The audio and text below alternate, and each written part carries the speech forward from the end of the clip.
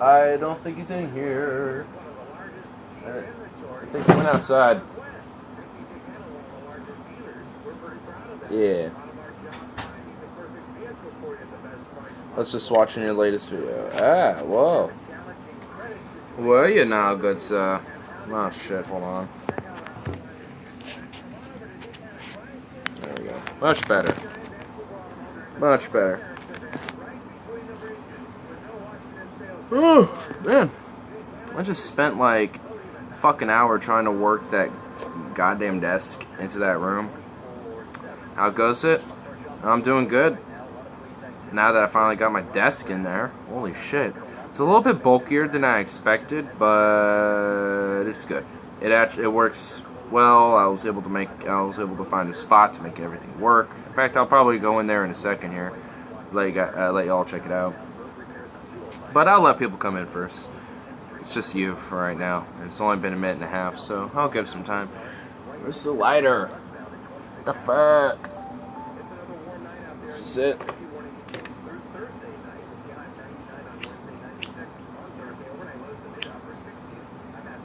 My friend is getting off pills of kratom. I introduced him. Good job, dude. Sweet. That's hopefully he'll be more enticed to continue on and to continue going further with that. And hopefully it ends up curing him or some shit, dude. Or curing, I guess, is not the right term to say it. I should have probably said, you know, helped him with his addiction, just in general, really. Should have said cured, because that implies that he'll never ever go back on it again. But I don't know.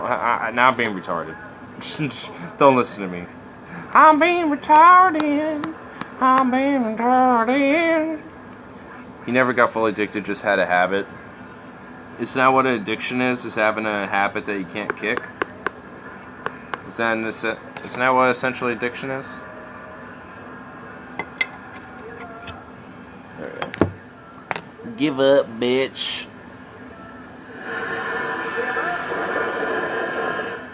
Okay. Has some very peculiar intros. Ground zero. I don't know. So I think I'm going to do two different types of ignorisms now. I think I'm going to do just like the ignorisms on philosophy, and then there's going to be the ignorist drunklosophies. So it's just slightly different. It's just me basically having a drink or two or whatever, and I get buzzed or some shit. A little bit more of what's the word? A more vice-filled ignorism compared to just me chit-chat and shit. Because why not? Honestly, I was feeling like a brew. I was hanging out with my friend. Why not? And I love your comment. You're just like, Tyler's a queer. He's a queer. Yeah. He doesn't want to finalize the bi trifecta, dude. I mean, there's me, there's Harley, but we got no fucking Tyler. Really? Whoa. Time to change the bong water and load a new bowl. That's what I did. I just haven't grounded any new weed up. I was just like, what I did was, there was a little bit left in my grinder, so I used that. And the weed I've been grinding sticks to my grinder, so I cleaned out the bits of my grinder, and I got a little bit more bud out of that, which I was surprised with. So I cleaned out the bowl a little bit. The good chunks of resin I kept in there. I prefer not to, but I'm a little there's not much in there, so need to do a little conservation. Oh, I need to go to the bank too. That's one thing I need to do. Oh, and I tried to set up my webcam for my laptop and shit, and then it's giving me like, oh, it's not USB 3.0 like this is. It needs to be that, because this is a USB 2.0, so it won't work properly. And I'm like, you faggot. Fuck you. Like, I have to get, now I have to get, like, 3 webcams or 2 webcams now instead of just getting another one. So, that's bullshit. So, that sucks. But what can you do? Just gotta get another one now. Which ain't a big deal, honestly. Ain't really a big deal at all.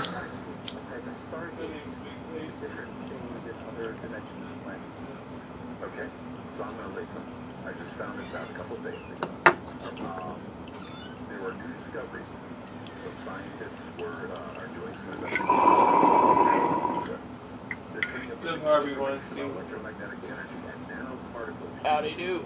Within the chambers of ancient structures, they said this was taking place a long time ago.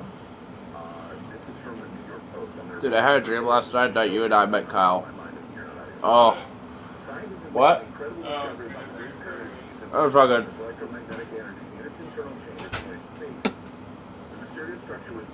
He was pretty short, which is weird. He's actually more like my height, I think. Isn't he like 6 foot or like 5'11" or something like that?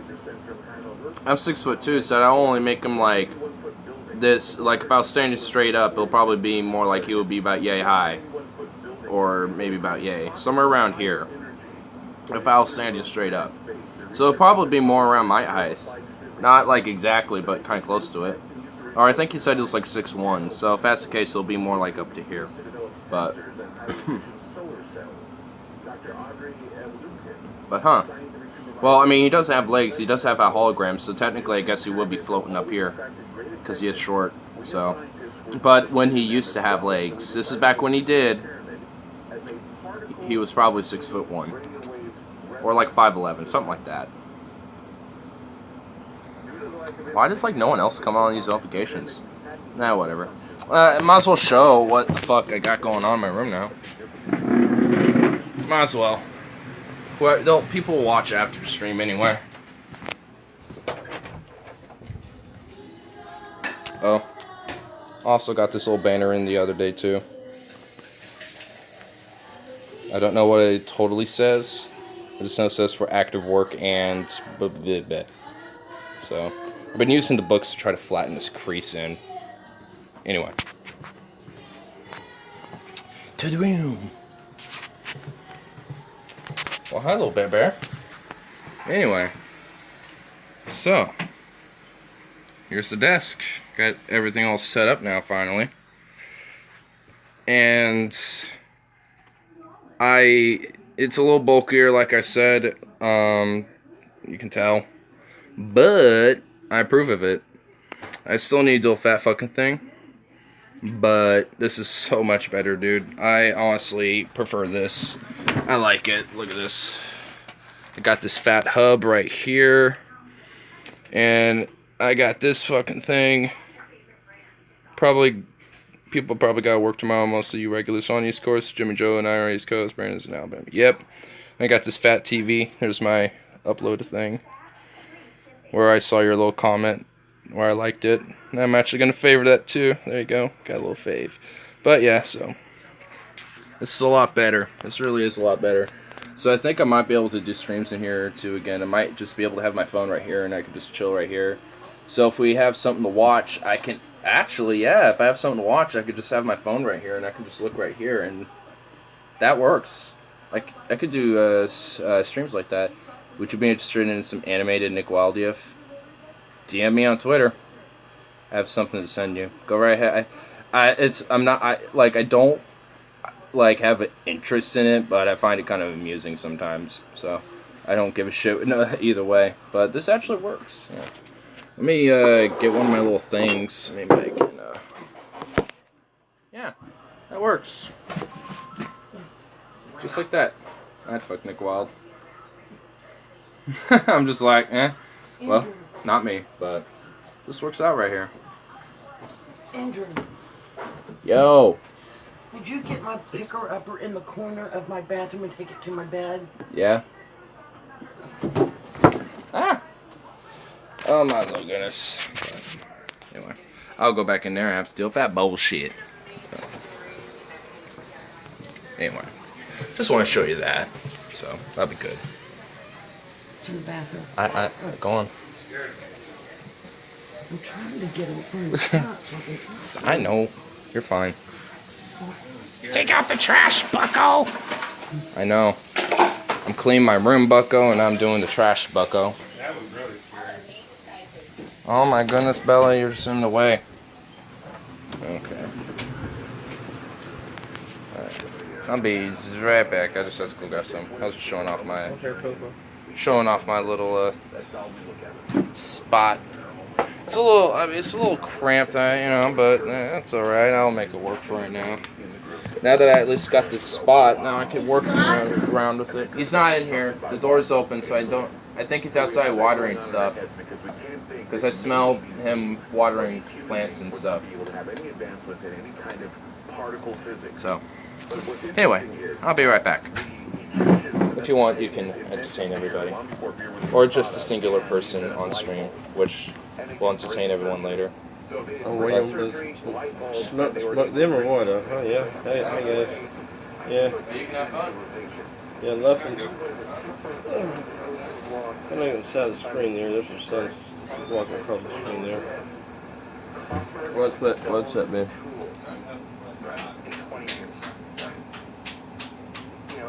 Hey, man, I'm just up, you know, just smoking on the bowl and trying to relax and have fun and just to lay it down.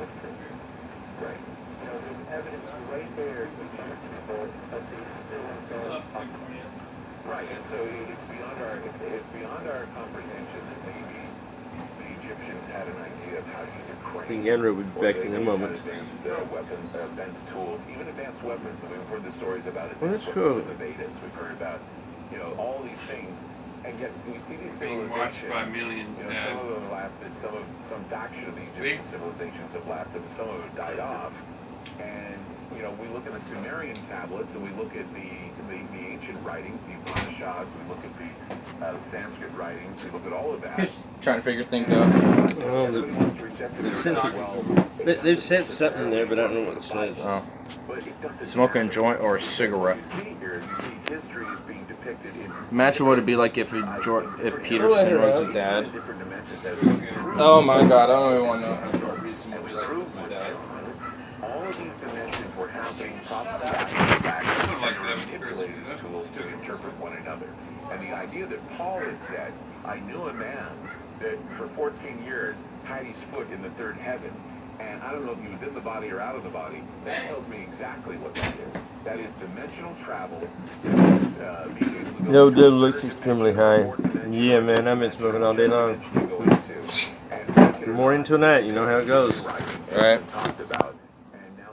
I'm about to grind some more up here too, anyway. Let's jump on the bandwagon and find out what this is all about. Let's get into the Let's jump on the bandwagon, everybody. Jump on the bandwagon. I don't know, just jump on the bandwagon. Let's just jump on the bandwagon, everybody. Hold on. Let's see if this thing will... Howdy. I figured out how this little stand thing actually works, and I'm trying to see if it'll work on here, but... I wish my family smoked. Damn, that is sad. I do feel bad for people who do not have open-minded families who weren't so uptight about it. Well, it's also just my folks here that aren't uptight about it. Well, besides my mama. She is a little bit. But I have my ways of sneaking past it. I just either go in here or just wait certain times of the day to do it in my room.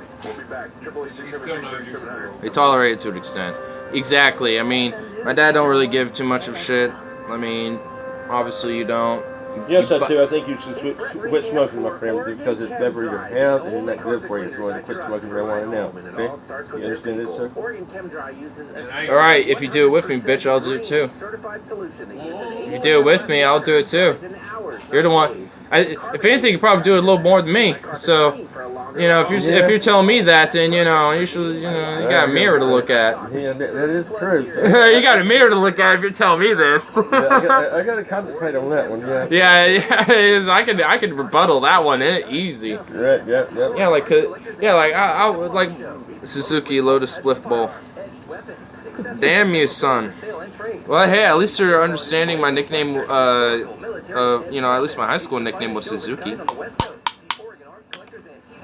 Like, I'll have to show you my selective Suzuki brand instruments so far. I only got 2, but, you know, I need to expand on it a little more. I need to expand on it because I need to, like, bring back to Suzuki name.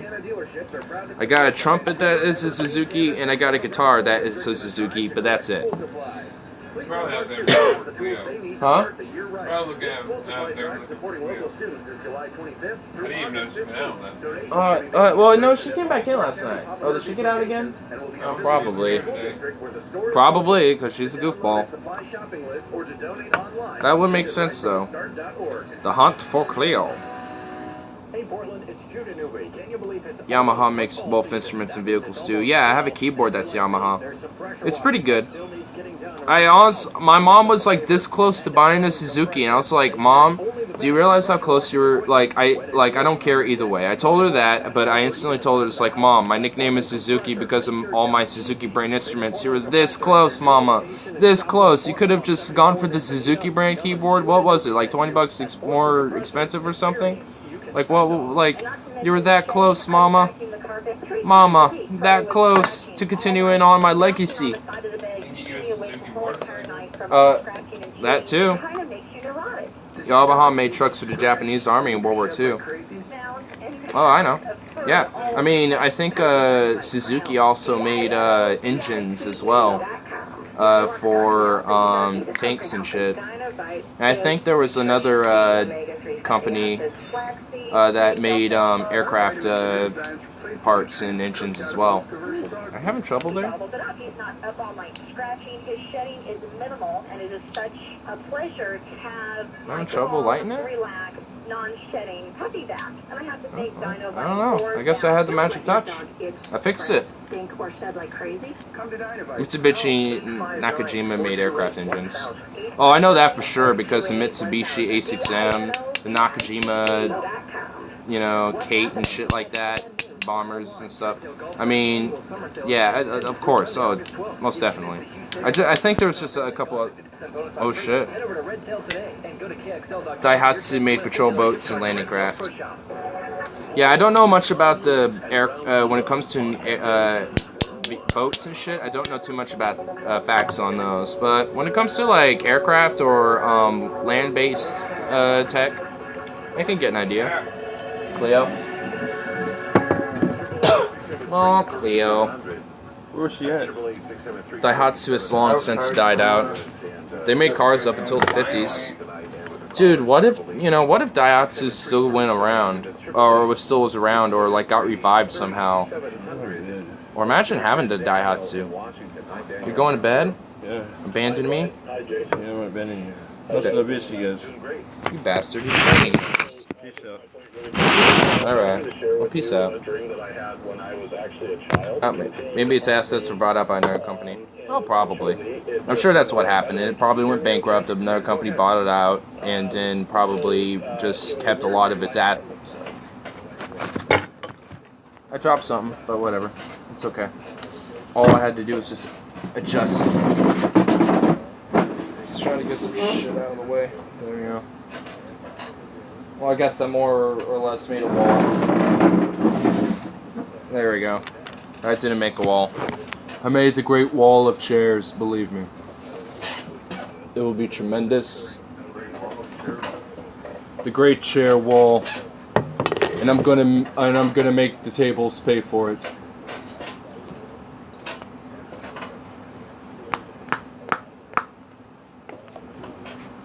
You have to make the tables pay for it, man.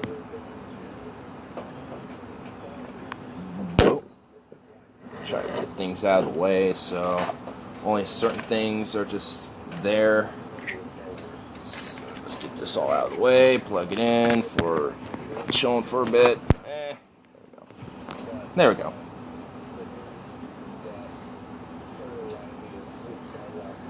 Venom hasn't been on in a while either, so I could kind of assume that I guess he's been with his girl.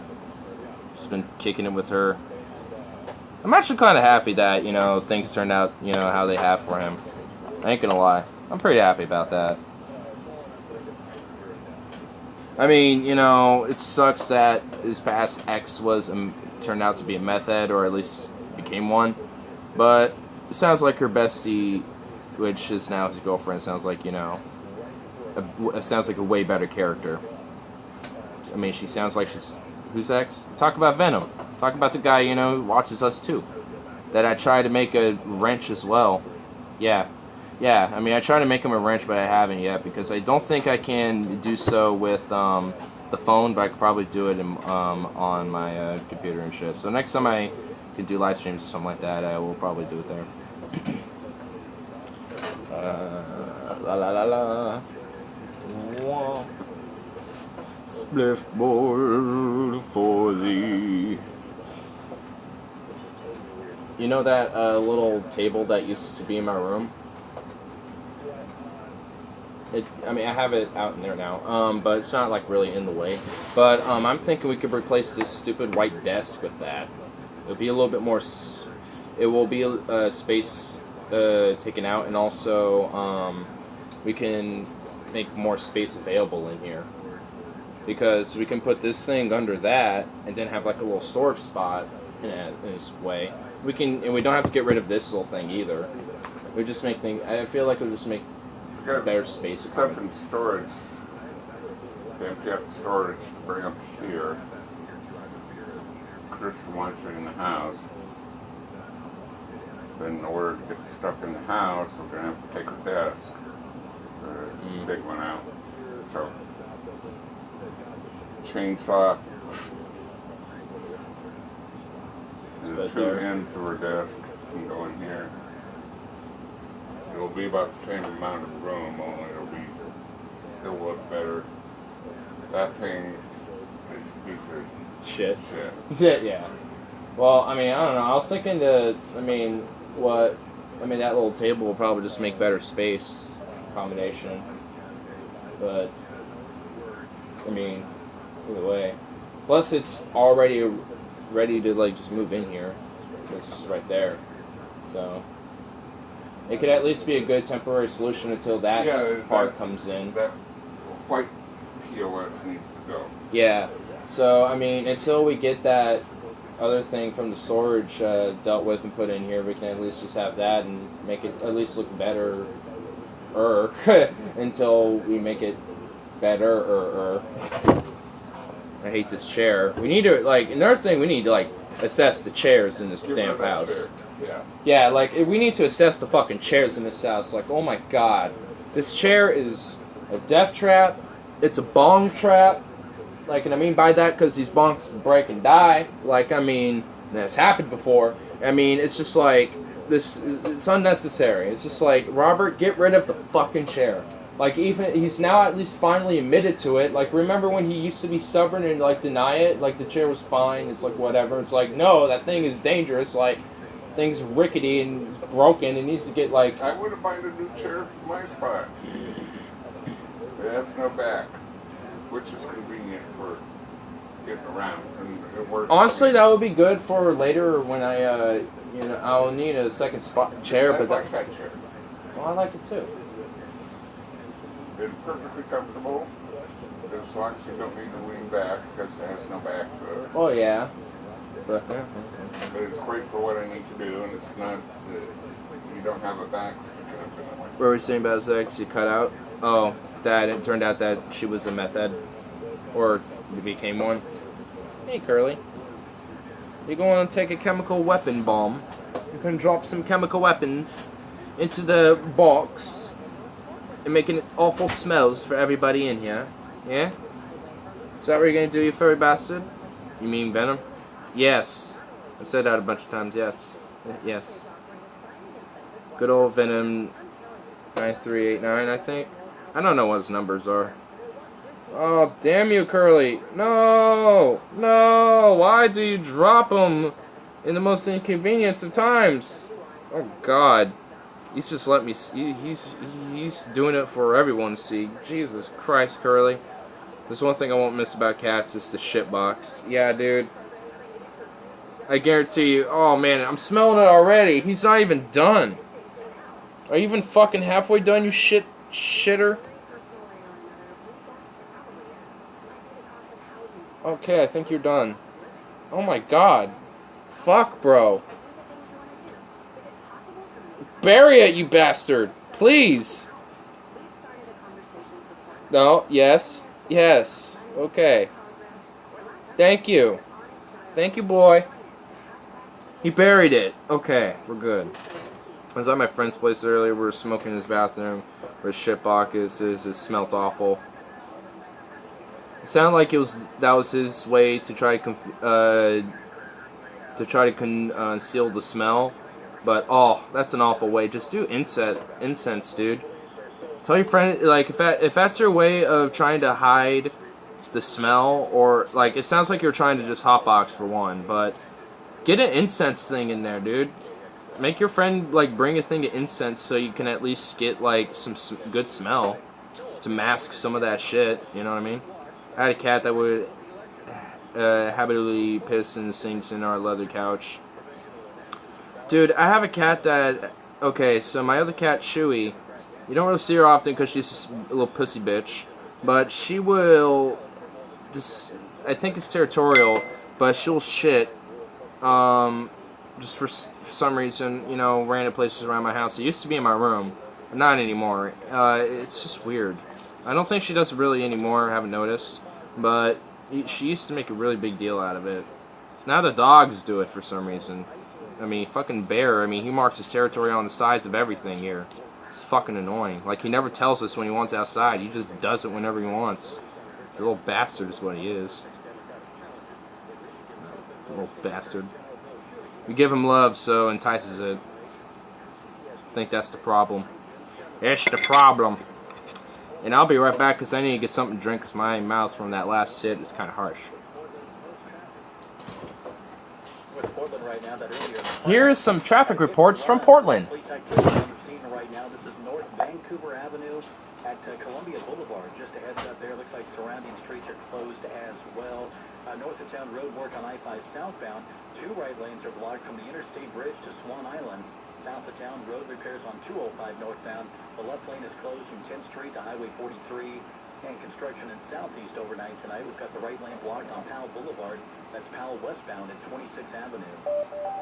Hot weather will continue the next couple of days, and if you haven't noticed, it's still warm out there right now. It'll take a while to even drop out of the 70s. We'll drop to 67 for the morning low on Wednesday. 69 will be the morning low on Thursday morning. The highs both days in the mid to upper 90s as the hazy hot weather continues. By Friday, though, it cools off. 81 for the high. I'm Matt Spino for FM News 101. Got 79 degrees in Portland. An excessive heat warning in effect until Thursday night at 11. Check back several times throughout your day. Stay connected with FM News 101.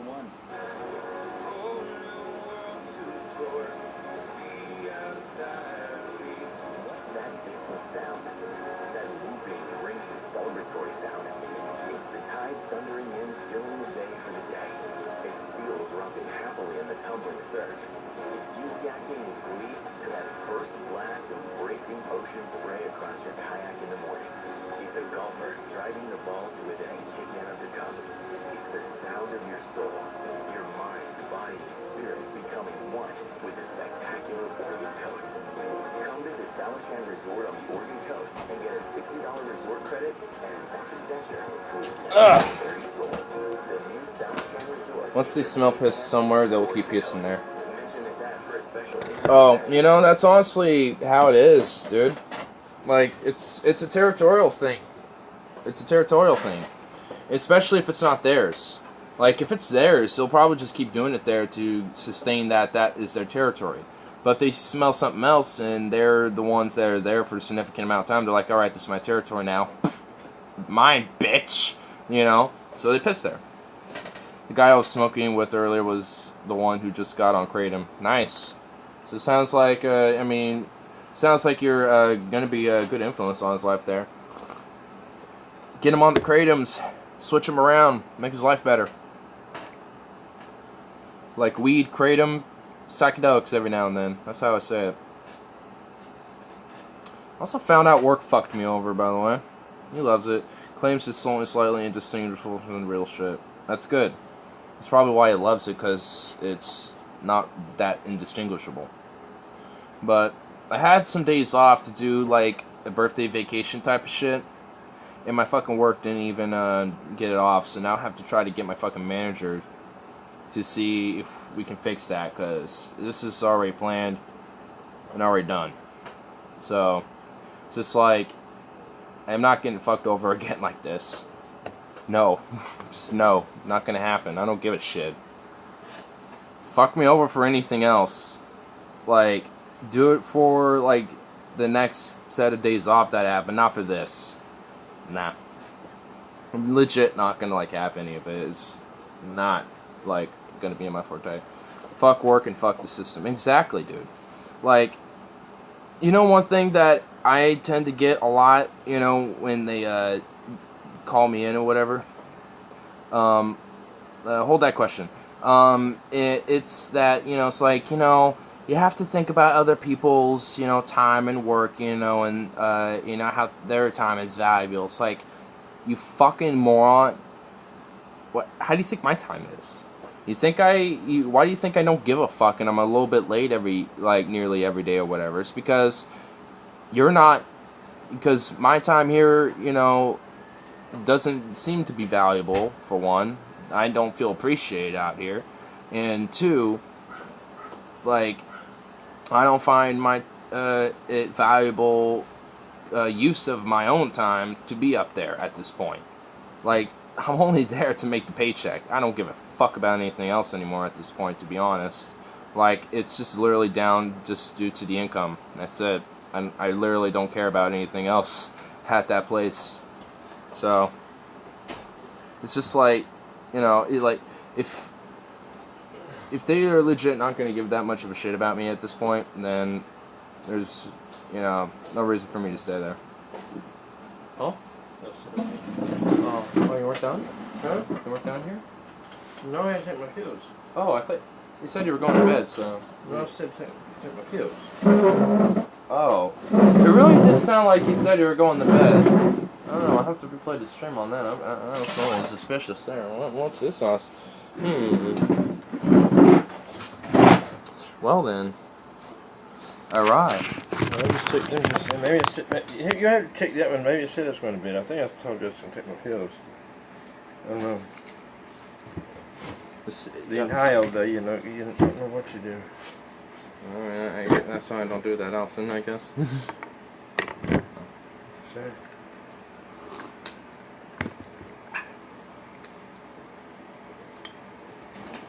Honestly, it's probably better for me to leave anyway at Safeway now before it's too late, because they're closing at like 11 o'clock now, and it's just like ridiculous. I think they're probably going to shut down soon. What's your take on the whole Alex Jones thing? So, you know, I honestly see both sides. Like, I've been seeing a lot of videos lately on this, and I do kind of see both sides, but I mean, Jones is the only victim that's been shut down like this before, so, I mean, I don't really have much sympathy for that, but it sets a really bad precedent, man. And honestly, actually, I mean, my last video goes into a lot of this anyway, so I'm just kind of recapping what I said before. I mean, it just mainly sets a really bad precedent with free speech, and then, like, you know, like, I'd be lying if I said I didn't laugh with glee, but I still don't support it. Yeah, I mean, I did chuckle a little bit. I'm like, well, shit, you got knocked down. Damn. But it's just like, you know, now that I'm thinking about this, that's a bad precedent that we're setting. I mean, not only does it just make him essentially a martyr, I mean, now it just, you know, it'll make his supporters probably more, you know, rabid than ever. I mean, it was just better to just let him spew the bullshit he does. Like, I mean, obviously, you know, his claims with Sandy Hook and the libel and defamation that he did should have been taken to court. But that's about as far as I would go with that. And however the court saw it, like, you know, I don't even know what the solution, you know, consequence would be, like a fine or something like that, or just that particular show taken down or something. I don't know. Like, you know, but to me, like, free speech is such an important matter that, you know, despite Alex Jones's retarded, fucking insane lunacy that he spews and shit, he still has the right to say it. So, I don't know. I'm like a little 50-50, because I still think there should be some sort of consequence for some of the shit he says, because I think he does go pretty far out there.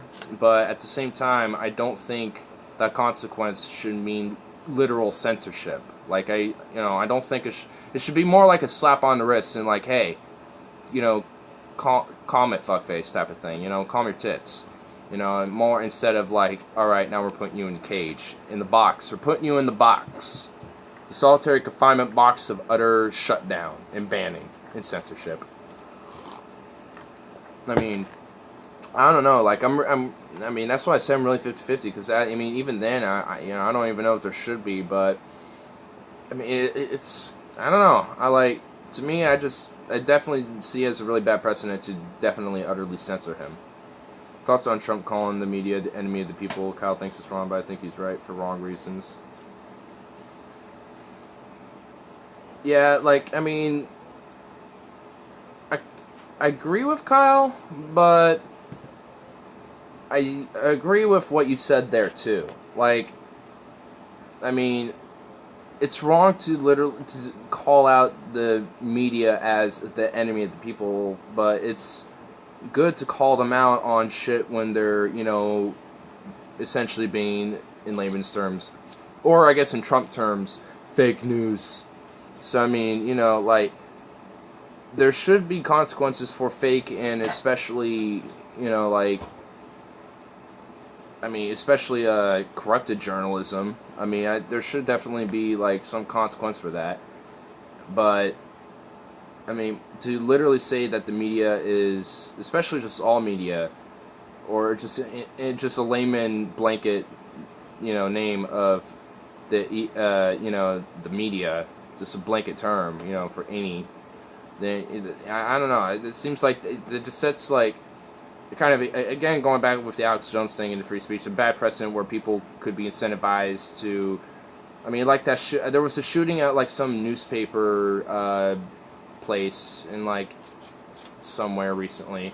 I don't even know where. It's just one of the many mass shootings that happened, and I think like 5 people were shot or whatever. But that really does like set a bad precedent where people will probably be incentivized to do that type of shit because you have like people like the president saying they're the enemy of the people, they need to be dealt with, and that type of shit. And then you have it was Annapolis, Maryland. I lived there for a year. Oh yeah, that's right. Yeah, Annapolis. So. And then you had Milo Yiannopoulos, saying that there should be like vigilante groups, going out against journalists and shit like that. So I mean, people incentivize, it's incentivization of people calling out other, even if they're not directly responsible. I mean, I don't know. I mean, it's really touchy. I went to that building of the newspaper once for my high school journalism class. Oh, that's cool. That's pretty cool. Yeah, there was a journalism class in high school, but I never took it. Never really interested me at the time, but now it interests me now. So I'll probably take a journalism class at some point just to check it out. Kind of give an idea of somebody who actually is in that field, and understands it a little bit. Oops. Well, she made it. Who? Huh? My friend I was talking to. Oh, yeah. No. She made it. That's cool. She made it! She has to get up like at 6:30 in the morning though, and then she has to be gone from like 8 to 4:30.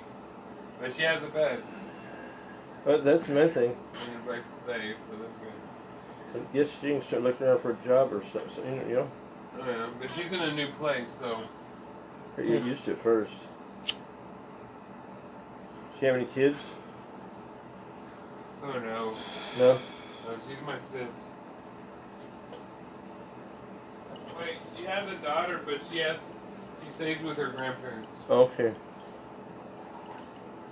No kids with her though. That's a good thing. That she's better to travel alone when in that situation. Yeah. She just kind of bog you down.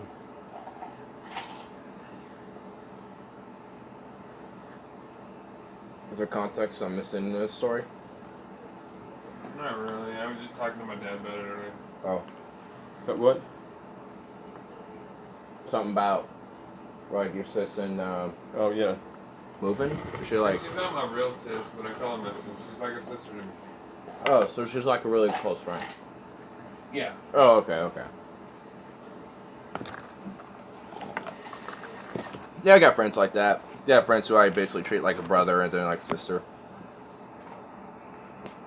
I actually need to hit one of them up. I haven't talked to her in a while. Damn.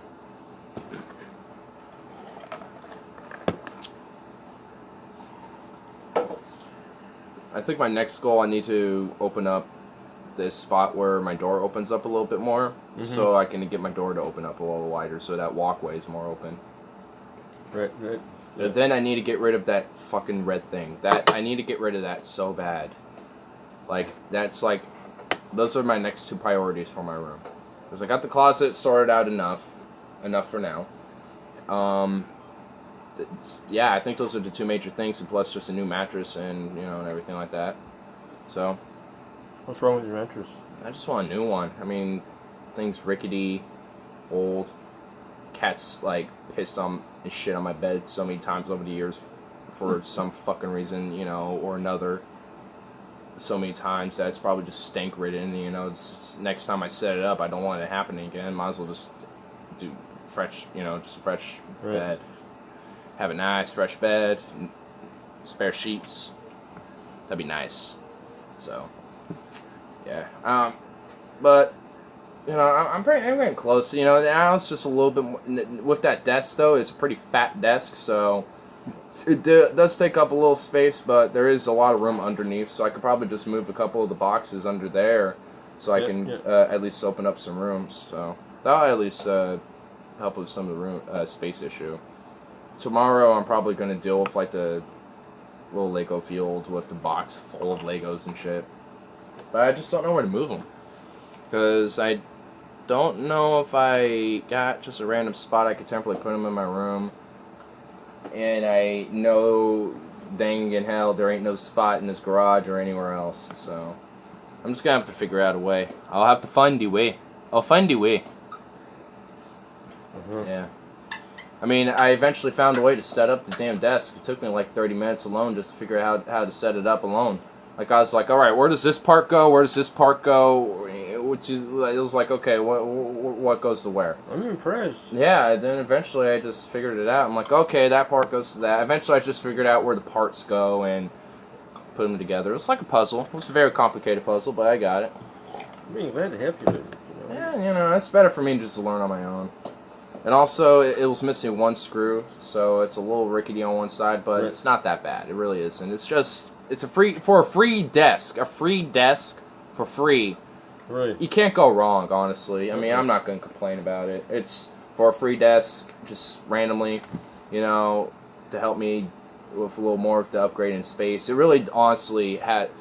I mean, I was kind of looking more for a rectangular desk, but that honestly works just as well. I mean, I was just, once I realized what it was, I was just looking at it like, ah, shit, what am I really going to do with this now? But I figured it out. I think I could probably put some drawers under it, actually. The drawers I have around there. I could probably put it underneath it, too. It might be good enough space. I don't know. There is a room filler, huh? It is, but, I mean... I want to move my bed 90 degrees when I get that red thing out, and when I do that, that's going to open up a lot of space, and also it will give me, like, one half of the room will be, like, not, my bed space area, but it will just be, like, the hangout space area. So it will be it'll be, like, halved out. Like, so, it'll be good, though. It'll, eventually, it's just a really fat work in progress. It's just, I have to take it one big chunk at a time, and eventually it'll just all come in place. Because once I remove that red thing, I want to definitely get like one fat, nice drawer. Well, not like a fat one, but like a nice, tall, decent piece of drawer, book, shelving thing, to like put some books in and stuff. Because I don't want to put my books in the drawers that have in there forever. But I mean, yeah, there's all sorts of things I need to deal with. But it's a work in progress. I got a lot of what I needed done for what I'm doing now. And now I just need to buy the desktop from my friend Stefan, who needs to go back in Bozeman to ship it here. But once I get that shipped here, I mean, I think that'll be near ready for showtime. Then I can probably get a set date. So, he's gonna go back to Bozeman in a couple of weeks, and he's driving up there. So it takes like at least 3 or 4 days to drive there. Oh. So Where's Bozeman at? Montana. Montana? Yeah, it's like in between Missoula and what's the name of the capital of Montana? It's not Missoula. It's between Billings and Helena. It's in between Billings and Helena. It's like in between there. Okay. Yeah. So but it's not that far out. I took me and my folks when we were going to Montana. We went to stop by there. We were planning on trying to see Stefan, but it ended up not happening. But it would have been cool to have dinner and or have lunch and stop by in Bozeman and find out that hey, Stefan's here too. But maybe some other time though. That'll probably happen eventually at some point. But what was I about to say before that? I don't even know. But yeah. But once I get that desktop set up, I'm gonna definitely just transfer basically everything Montana flyover country. Not for me. I fly into Montana because my family lives there. If you want to see flyover country, look at North Dakota. That's worse. There's like less things out there. There's like one town, Bismarck, and then the rest is just either like oil fields or farms. That's it. And I know that because my step-grandma, or my granddad's wife right now, had her family owns oil reserves in North Dakota. So yeah, my morals are saying I don't like that, but I mean, you're born into it. That's how your family made your bread. So, well, shit, don't drop nothing.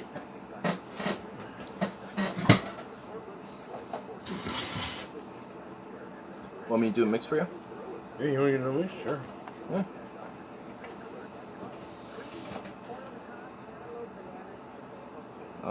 I'll make it. I'll do the special. Ignat special. Yes, 74 degrees. Is there anything to? I'll put it in. Yeah, just to dump the yellow ashes. Yeah. It's gonna be 97 tomorrow. Wow. No. Yes. No. Don't say that. Well, I'm reading it. It's fake news. It's perpetrated by the fake news. It's perpetrated by the fake news media. I can't wait till a liberal person starts calling news fake. I don't know if that'll ever happen. I've done it a couple times. I don't know if you've been around, but I mean, I've done it a couple times. At least that stuff I think is genuine fake news.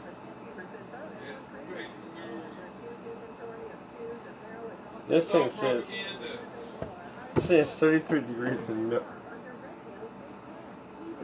It's probably in Celsius. I don't know, that's crazy. If it's 33 degrees, it might be in Celsius. It has to be. No, that would probably be in Celsius because the human's average body temperature in Celsius is like 31.3 degrees Celsius, or like 91 point something. So that makes a little sense. Right. Yeah, true. If it's Celsius, yeah. Which sounds about right. Sounds about like it's Celsius.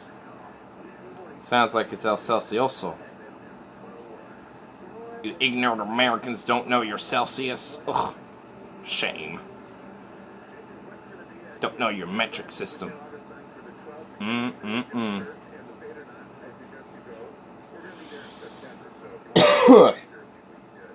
The Religious Liberty Task Force. Well, holy shit. What about it, good sir?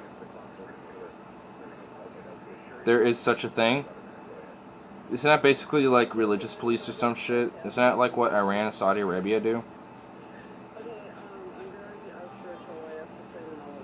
Because Allah forbid they you know, do something that might not follow their religion. It's a fucking joke. It sounds like a legitimate thing, to be honest. No, it's what Jeff Sessions is going to start.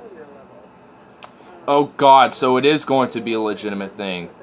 My name is G. My name is G. Hey G, what's up, man? Did you just see Kyle's video?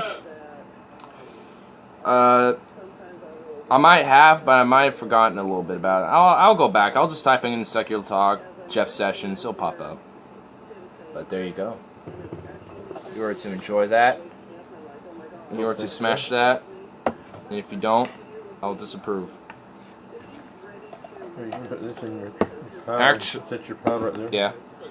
Oh, okay. Actually, you know what? Before you do that, do you think we need to change that water? I think we need to change that water. Hold that for a sec. Because I think we need this to be a fine spliffera hit. This needs to be fine. He's trying to get me high, guys. You know how it is. You know, the old man. Oh my God, what the hell came out of this thing? What was it? It's just, I don't know. It was the swamp of Donald Trump. Oh, they came out of the... Oh my God. Oh, what is that smell, dude? What have you been putting in your lungs? Dude, I legitimately feel bad for you. Please, clean this. Like, what's going on the edge of this rim? Like, I'm scared to touch that. I don't know, man. I mean, I'm sorry to just roast you, but damn. Like, I'm getting alcohol in this. This needs, like, some emergency care. Oh. Yep. What is going on there? Like, I'm actually perplexed. I'm perplexed. Like, hold up. Look at this. You see, like, this weird... I don't know what's going on. It's like, what's that? It terrifies me. I'm scared. Oh, it's slimy too! God! I gotta, like, wash that off first before I even, like... Because I have to plug that hole! I have to, like, get this, whatever the hell this is, off first. I'm sorry, I don't know what this is. But it's just... It's just... Oh. It's, like, stuck on here. What is this? It's no glue. This can't be, like, glue. It's, like, around the mouthpiece. So how could it be glue? That's what I'm saying. It's the lips. What's on your lips? This caused it for that to happen. Like, oh, damn, son. Legit, sorry to roast you, but I don't know what to say. It's like, oh, I feel bad for the pipe. She needs her. She needs it. Oh, it's like, it's back to its original state of color.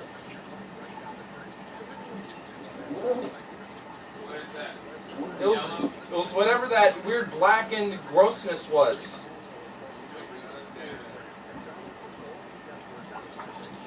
I mean, sometimes I'll let my pipes go too, but I mean, oh.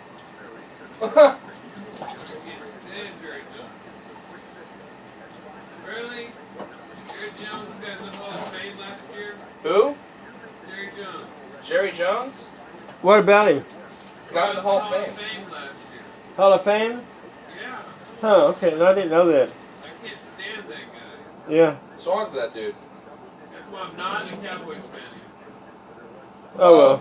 Oh, he's like some Cowboys guy? He owns the place. Oh, the owner of it? Uh-huh. He owns the Cowboys. Yep. Oh. He's a big rich man. He's a what fan? Rich. Oh, so he's just some elitist scumfuck who just owns the team. He's like, oh, I own the team. I can do what I want. Fuck you. He ain't good for a while, but... He'll probably let the money guide to his head. Like most... Unfortunately, that's how most rich people get. Like, when they just, invest in such a big thing and they, make so much money off it, they, eventually exploit it. forget, what it means to actually have like a good team or something like that. Or just, what it means to play the sport itself. I'm just trying to get some of this. I'm not even going to worry about that. Whatever. But now that looks pretty. Bill Murray, yeah! Bill Murray. Huh? I guess he made it into the Hall of Fame and he's happy about it. Bill Murray's the man. Alright. That's going to hit you hard, son. Ooh. I sees that it did. He couldn't put it back in. Hit?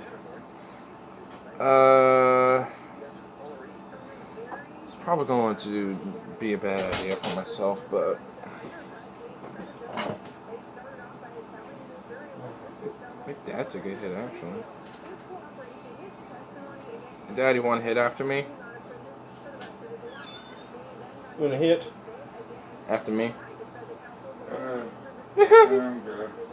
Damn you! I think you heard my giggle. I don't want that harshness. That will definitely kill me. I'm gonna have to like do something for my lips to avoid whatever left is of this, whatever's going on.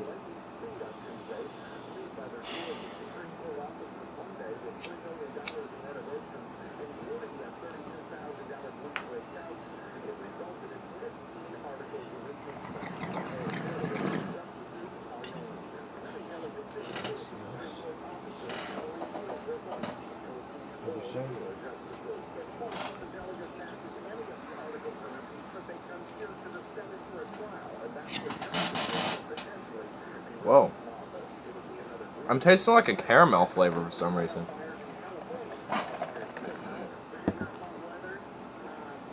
Huh. Well, damn. It's never a bad idea to change the bong water. I change mine daily. We'll try to change mine at least every once or every couple days. Okay. Yes, sir. Thank you very much. You're welcome. Well.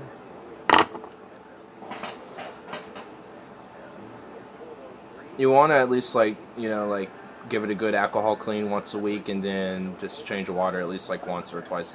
Or, like, once a day or once every 2 days. Okay. Yeah.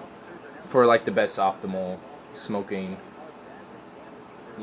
solution. Like, mine's... I just changed mine recently, so mine's okay. Because I just tried to clean mine a little bit. But... can't wait till I'm 21, but... Unless something gets fixed, I'm technically working on my 21st, so that's going to be fun. Yay, for the system exploiting me. To be fair, my manager is like on her damn vacation, so she probably didn't even realize or forgot or some dumb bullshit and didn't tell the actual management, so I need to just let her know and let somebody freaking know. Like, maybe tomorrow or some shit. That'd be a good idea. Yeah. Oh, I'm also wanting to go to DMV tomorrow, too. Okay. Because we never did today. What time will we get you up? Noon. Noon, okay. Yeah. Just wake me up. I don't care how you do it. Just nothing that is physical. But... Is water physical? Yes. Because that physically will affect me. That's the main point. I mean, if you, like, kick my foot like that or some shit or whatever, that'll be fine. Sometimes I'm just kind of, like, conscious, but I'm not, like, bodily awake, and I'm just like, I don't want to move. But I'm just, like, awake, and I'm just, like, thinking about shit or something. But sometimes I'll, like, go through, like, the first stage of sleep back and forth, so I'll be, like, sleeping for, like, 45 minutes, and then back in that, like, weird, I'm conscious, but not, like, fully conscious, awake, like, half sleep type of situation, and then... I hate that. I do too, because then you know you're just procrastinating the day. So you gotta have to like somehow trick that subconscious sleep effect to just like be like your process to wake up. Like, you know, I mean, you can, but I mean you just have to like trick it instead of like just being comfortable sleeping there. Which I unfortunately get very comfortable when I wake up and I'm like, I'm so comfy, you know, and I'm just like, I don't want to move. I just want to sit here, feel comfortable. Sometimes I'll stretch a little bit, but that's just to get even more comfortable. I'm just like, I'm going to stretch and be more comfortable. Fuck you. There we go. And just go back into like 45 minutes of sleep or some shit. Yeah. But, I mean, sometimes I'll be like conscious enough to just like check the phone to see what time it is and put it back. And that's it. Mm-hmm. You know, sometimes, you know, just be awake enough to be like, wake up, check phone, put it down. Okay, know what time it is. I'll try to plan out how I'm going to wake up, but it never works. It's just like my conscious mind is tricking me to thinking that I'm actually going to wake up later, but I'm not. It's like, you gotta like, it's like a weird psychological warfare with your own mind, you know? Yeah, I know. It's just like, you know, sometimes, like, because your mind does like to play tricks on you. Like, it will play tricks on yourself, if that makes sense. And, you know, Definitely. so you just gotta catch those tricks and just be like, all right, I know you're fucking with me, brain. I ain't gonna let you, you know, trick me to go sleep later. I'm gonna wake up now. Fuck you. Ha, I'm awake. You know, or something like that. Right, yeah. Or, I don't know, you know. There's... I'm in bed. Alright. Alright. Finally, you're just like, hey, I'm just not You're just like, yeah, damn. He just was like, what am I missing here? I mean, you got your phone there. I mean, lighters all accounted for, everything. All your supplies seem to be there, and you got your stuff. What's the purpose of this? Why is this still here? Well, here, we'll put that in the recycling bin later. Okay. Yeah, here, I can do that. Let's put that over there. It's just like, I've just been realizing you've been struggling to like deal fat and deal fat lid too. I'm just like, what's the purpose of this? It's like, are we using that for other storage? But never was, so. Hey, Ronnie. I'm actually going to see if I can get this stuck on my desk, and if I can probably just do streams in my room like late nights. I bet you can, because see, this is all dusty and shit too. Gritty and everything else. You know, but that other one is clean, fresh, and I just put stuff on there. There's nothing else maybe besides my dust. Besides, I mean, there's legitimately like ash, weed, tobacco, who knows what else, resin. Yeah. Definitely. And, you know, if all else fails, I could probably, you know, find a little... I think it should work. It should, yeah. It should be able to. Yeah, I think it would. Not too worried about it, yeah. Okay. Alrighty. Let's see you tomorrow. I'll wake you up at noon. Alright, yep. Works best, because that's, I mean... Because I'll be like, sometimes I've noticed like I'll like check my phone in that weird state, like I was saying earlier at like 11 or something. And you know, that's around the time I start waking up ish. But then I'll like go back and sleep and do that weird bullshit I was mentioning. And then it'll be like 3 or something like that, like it was today. It'll be like, damn it! It's like I can't go to the damn DMV. I'm already late for it. That sucks. What's that? The DMV closes at 4, but, you know, it's just like, sometimes that just messes with people, because sometimes, you know, like, a lot of people got, like, that typical 9-to-5 BS type of thing, you know, so they never can have that opportunity to actually, like, go there, you know, and do it, like, after work or something like that. So, yeah, you know, it's just like, ugh, hate it. Yeah. Look that cat out. Which one? What? Cleo? I don't let her out. Why? I never let her out. Door's open. She's been escaping. Oh, is she inside now? Yeah. Oh, okay. Well, I don't let her out. If I see her try to run away, I stop that little black ass. Yeah. I stop that black ass, you know what I'm saying? But, anyway. How you been, my friend? You seem kind of silent there, boy. It's 11:57. You haven't spoken in 30 minutes. Work sucks. It does, dude. Like, tomorrow, I'm gotta, like, straight up, like, hit up.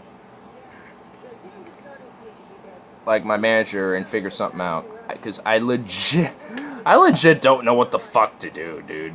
So I just got, like, I'm just gonna tell her, like, I legit reserved this for a month, because I did. I think it was like the last time I was talking to her, and I think it was like the last week of July that I put it all in, and yeah, I don't know. I just gotta fucking figure it out.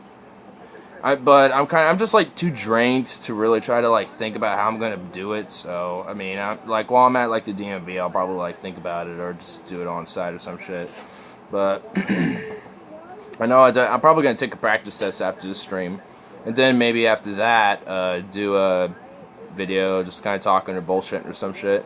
Now that I got a new desk, I know I'm definitely gonna probably have like have a little something to talk about, but. Unfortunately, I won't have a cam set up. I was kind of hoping I would have a camera, because I had one, but apparently it's too inferior to even be used. It works for like audio, I guess, but that's it. So I have to buy one. So I need to like jot a list of what else I need, which honestly isn't that much at all. I already know one is a guarantee. How come you never got your license? Because the first test, I was 2 questions away, and then I botched the last one. And failed it. The second one was significantly harder because it was at a different DMV and fucked me over. Because the one I went to the first time is significantly easier. It legitimately is, but we didn't go to it for some reason the second time. So I don't know, but I'm definitely gonna try to make my way towards that DMV this time, so I can do it again, and ace it. 3rd time charm, right? So I'll take the practice test because, honestly, the little booklets they give you for the tests for like driver's licenses and shit, it's good to know it, but if you really want to know the test, just take the practice test because it's the same shit they give you. I've already taken the practice test once, and it really is. It legit is. So that's how you ace it. Just do that a bunch of times, then go up there. Because the practice test, that's free. And if it's the same shit, it's not that hard. And it tells you which one's the right answer. It explains why.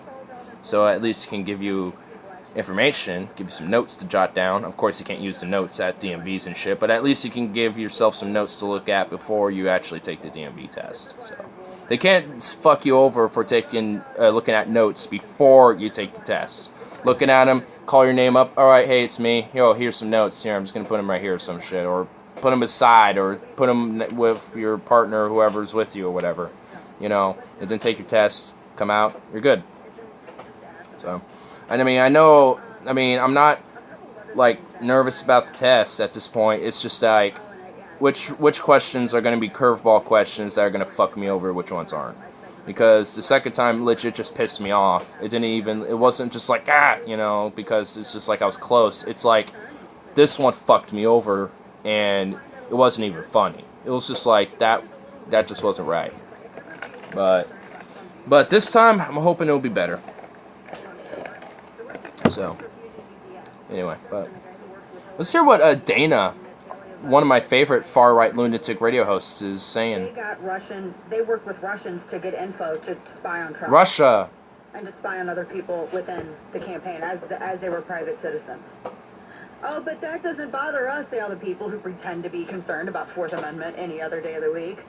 That doesn't concern us, say all the people who get in the streets and bitch about due process whenever there's a police shooting. Ooh, bitch about, wow. I'm so done with the posing. All of these people, they pretend to care about natural rights. They pretend to care about due process. They pretend to care about privacy. Who? They pretend to care about all, but then when you they're not consistent in the application. All of these white trust fund socialists.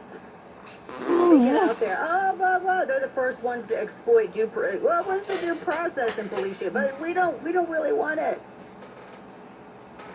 What the fuck is she rambling on, dude?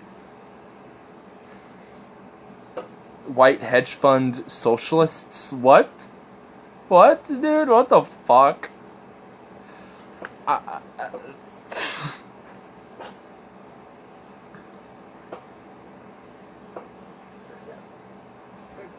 They say, oh no, it's not censorship because it's not from the government. Now, it's interesting because they actually wanted censorship with net neutrality. The same people who are out there bitching about net Alright. neutrality. Okay then.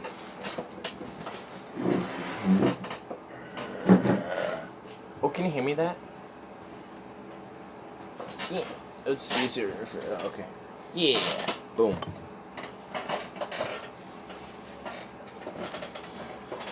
Ugh.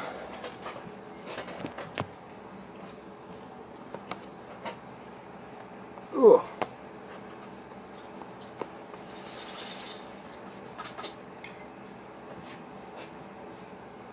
So I'm kind of thinking about, like, when specifically, like, the show might kind of begin. I'm kind of thinking it will probably be maybe, now that I'm looking at it, definitely maybe near the end of September or, like, the beginning of October. I just saw 2 Lake Lurks kill the Cazador. Damn, son. Damn. Honestly, like, Lake Lurks are, like, I feel like the person who, like, did animated animated models for the Lake Lurks had, like, I think he had a weird fetish for them, dude, because they are just, like, really shiny, and they have, like, really, really profound, like, toned out muscles, dude. It's, like, weird. It's like, dude, the person who, like, Lake Lurks aren't even that tough. I know they're not. Why? I don't even know, dude. I just feel like I just have a feeling. Just have a feeling. I have a feeling. But yeah, I just had. I mean, including with like Argonians too a little bit. I've seen some Lake Lurkiev, not my proudest fap. See, I think I'm just really picky because shit like that, I literally just couldn't be able to just, I couldn't do that. Like, I mean, it would have to just be shit that, it just couldn't be that. I don't know, dude. You want a fucking Argonian? Oh, no, that? Oh, no. Oh, yeah. I mean, that I'll be alright with. I'm totally fine with that. I mean, Khajiits, Argonians, yeah. Like, I mean, yeah, that's fine. I'm about to top a male Argonian. Honestly, I'm not gonna lie, there is a guy who kind of looks like his persona looks kind of like an Argonian. Argonian, what the fuck? Argonian, and he does like porn and shit. But I mean, if you want to like get like a good fat material, and like get something to match, is his name Tag? No, like. I think, like, his little thing is, like, scaled heat or some shit. But he does, like, body paints and has, like, a lizard mask and shit. And honestly, like, it also looks pretty nice. And it's like, oh shit, wow. I mean, because I've totally fucked a muscular male Argonian. Yeah, like, honestly, like, I've never really noticed this about myself, but I've kind of noticed that I've always been kind of open to body paint. I don't think it's like an actual fetish, but I think it's like, if it's done right and it looks really cool and shit, or whatever, like if doing like like a leopard body paint or some shit like that, like then I'd be down with that. You know what I mean? But if it's just like just but just like body point as a concept, like I want to be like totally down. Like it's kind of but if there's like a particular type done up on a person that I'm interested in, I'll be like, all right, I can hang with that. I'll be down. But what am I looking for? Oh, sleep off, cave. Can never go wrong with a little bit of cave. Well, it doesn't help that I got none. None at all. It just felt like something bit me there, but there was obviously nothing there. The Lake Lurks look like Argonians. It makes sense. It wouldn't surprise me if they just like took like the base model of an Argonian. Why do I keep saying Oregonian? I don't know. But Argonian, and then fucked with it a little bit. And then or fucked with it a lot of it, and then out came the lake lurk. Wouldn't surprise me if that's kind of how they did it. Then take some of the little bits and shit out of sticky weed and top it off, kind of like this alternative keef. The alternative keef.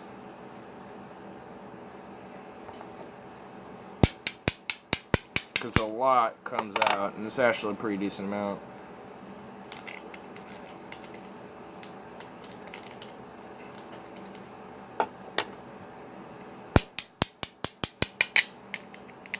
Nice. Oh, fuck me. Oh. There we go.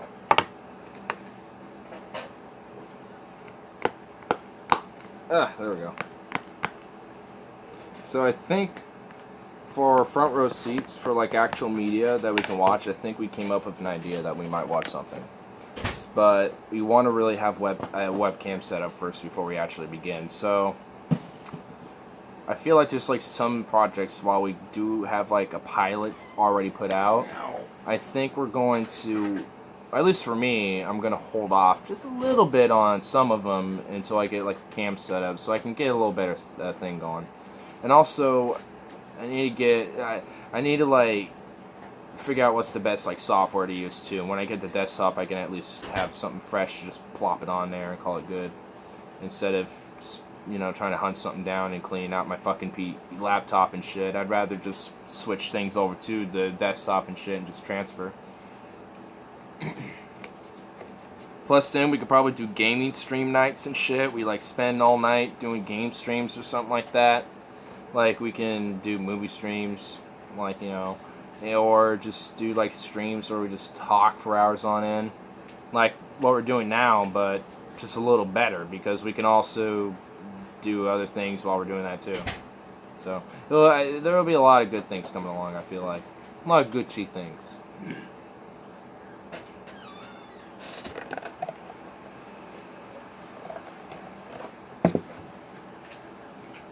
Never expected Paul to be by. I don't understand why people never expected that. I honestly kind of saw that coming a mile away. I don't know. I think your BIDAR is not working that well, my friend. Because my BIDAR kind of detected the gay, the gay vibes out of Paul's straight, shield that he was perpetuating up. Morph that together and you get bisexuality, and I knew exactly that was what Paul was. He just didn't want to morph the two. He didn't want to, combine, that. I don't know why I use Shield's analogy. I don't know what I can use to combine that with, but fuck it. I mean, he didn't combine both of them. He kept one hidden away. He kept the sword sheathed instead of having both out blended together in one, in unison. Instead, he just had a shield like a little pussy. I guess I made some analogy to work, so I made it work. Fuck you. But it's okay, I love you too. I love everyone else who watches afterwards.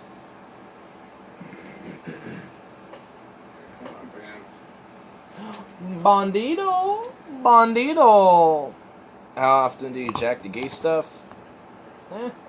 Whatever just catches my mood. Sometimes it's like a blend of, like sometimes in one night it'll be like a blend of straight, lesbian, or gay. Sometimes it'll be just gay. Sometimes it'll be just straight. It just kind of depends on the mood. But I think on that, here, let me do it like for a week, because like what? I like probably 3 times a week. I don't know, so maybe like one of those nights per week will probably be strictly like just gay shit or something like that. And then the other ones might just be like a variety of different things of just who knows what. So, definitely know I enjoy seeing some enjoy seeing some of that male booty getting smashed. You know what I'm saying? I don't know why I said smashed. I could have just said smashed. When you're high, you like to combine words and make new ones. Increase your vocabulary of interesting words.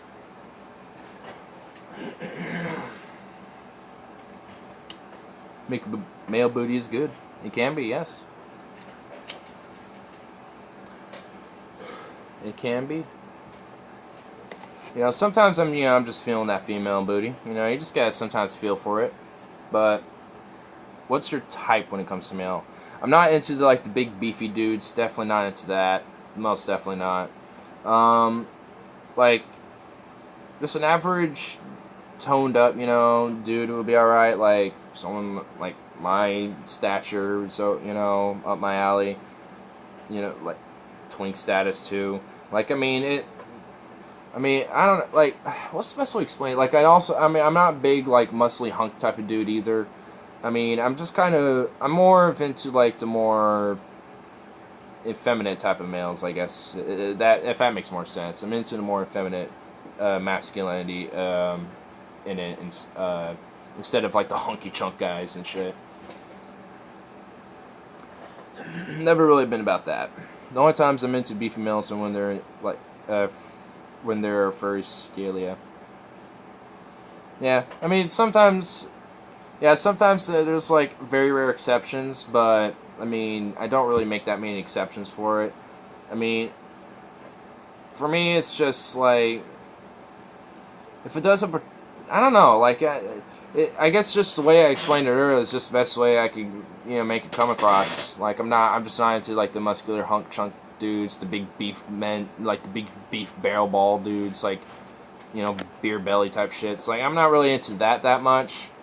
Like, or I guess what would be considered like a bear or whatever, or a gay bear. But like dudes are like fairly toned up and shit, or just like my stature, like a twink or some shit like that, or a little bit like a feminine masculinity or something like that. I don't know, things like that.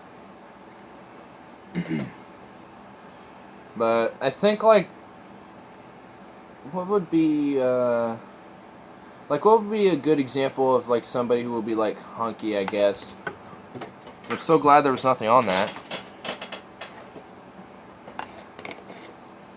But what would be like the best example of like someone who would be hunky, who would that'd be alright? I guess like someone who would be like a Chris Hemsworth type of figure. Like I mean someone like that would be alright. If I get in sub mood.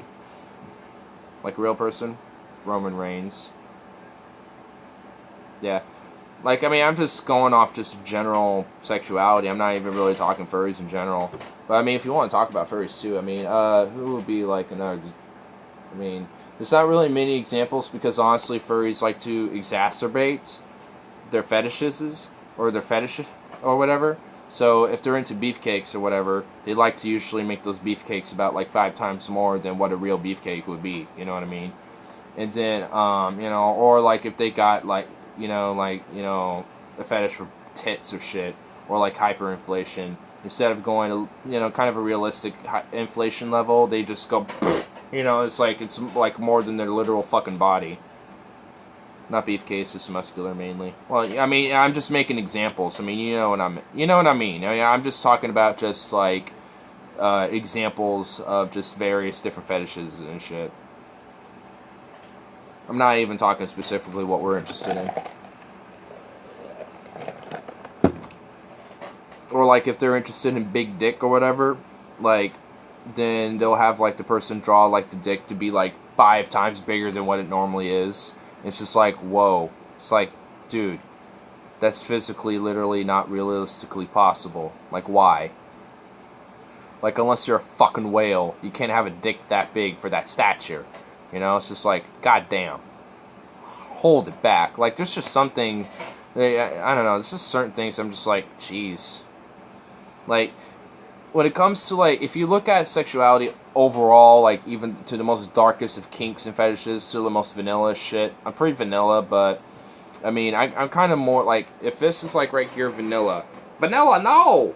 And over here is the most kinkiest of shit, and this is, like, the middle way here, I'm kind of, like, more over here, or, this is probably where I'm at when it comes to, like, just the whole, spectrum of just, like, kinks and shit and stuff like that. Because there's a few things I'll probably delve more over this end, But there's a lot of other things that don't interest me and shit that make me more vanilla and shit. So, yeah, I think there's a gray area for me. I'm kind of more, what's your kinkiest thing?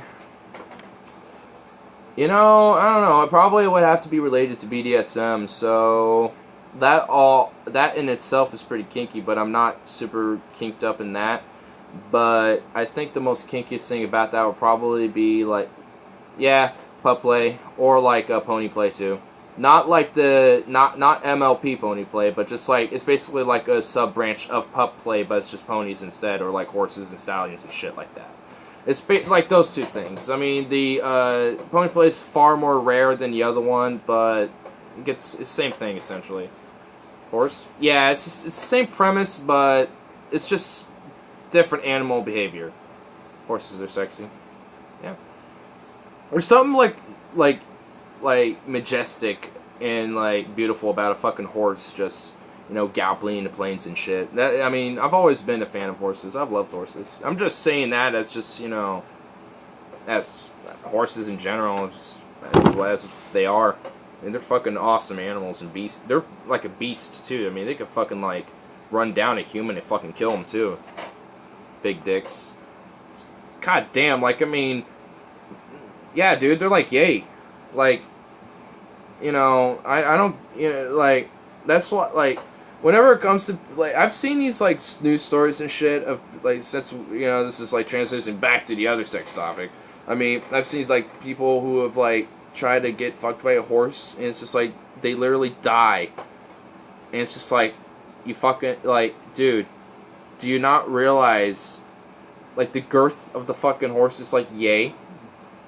And then also they got like a flare too, so like that shit will like blump up to like yay, dude. Like that's going to utterly destroy anything.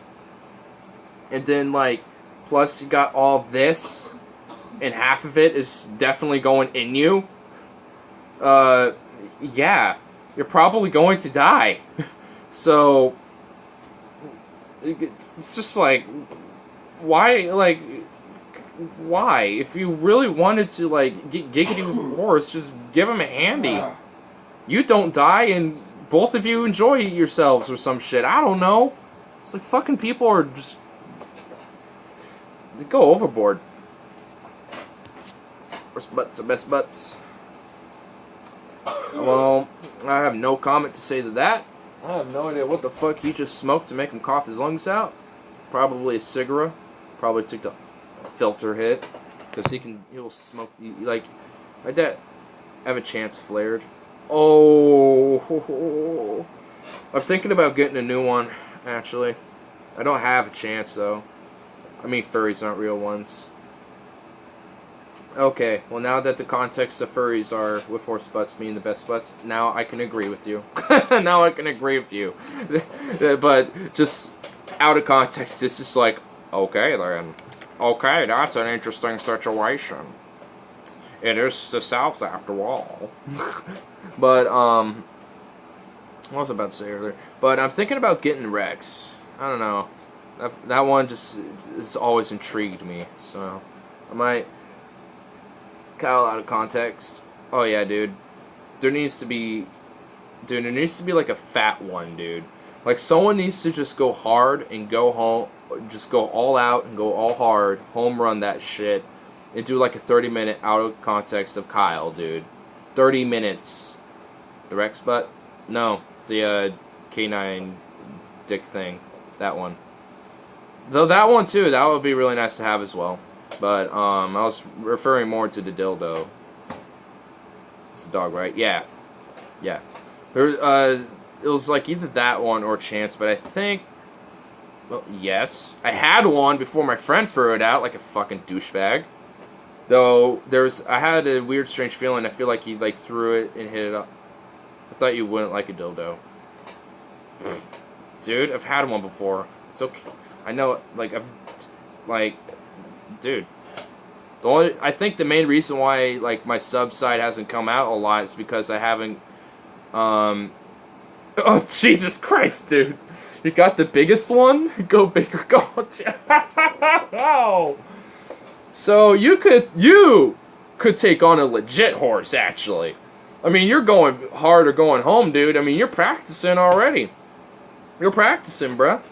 I mean, you're going for like the draft Belgian, dude. You're not just going for like, you know, the American stallion. You're going for like the drafted Belgian stallion, dude, or like the Parisian. Like, you're just going for the big ones. Damn, son. But yeah, I mean, I've had one, but I'm probably gonna get another one, and I will enjoy the living shit out of it. Though hopefully that won't be a problem. They're nice. I mean, yeah, I'm honestly kind of decisive between three things, and it's like Mary the Mayor, Rex, or Chance. So it's one of those three, and I'm kind of mostly thinking, you know, Rex, but the other two are like, I don't know though. Those ones and those ones, But I think I need to expand and, you know, get my you know, other freaky side off a little more instead. So I think I'm probably gonna go for Rex. I don't know. There's something about that one. I think it's just because it's not too fucking like crazy, insane looking. I don't know. Like, I've never been a big fan of the ones that have always looked like fantasy looking, essentially, because that's essentially what Bad Dragon is. I mean, they fantasy and mystical animal beast like sex toys. That's essentially what it is. So I mean, yeah. So I don't know. I've just never been a big fan of the ones that looked over the top, like outwardly, like out of the world type of situation. I don't like the canine or lizard dicks. Yeah, the lizard ones I'm not a big fan of. You don't like the canine ones? Just humanoid and equine.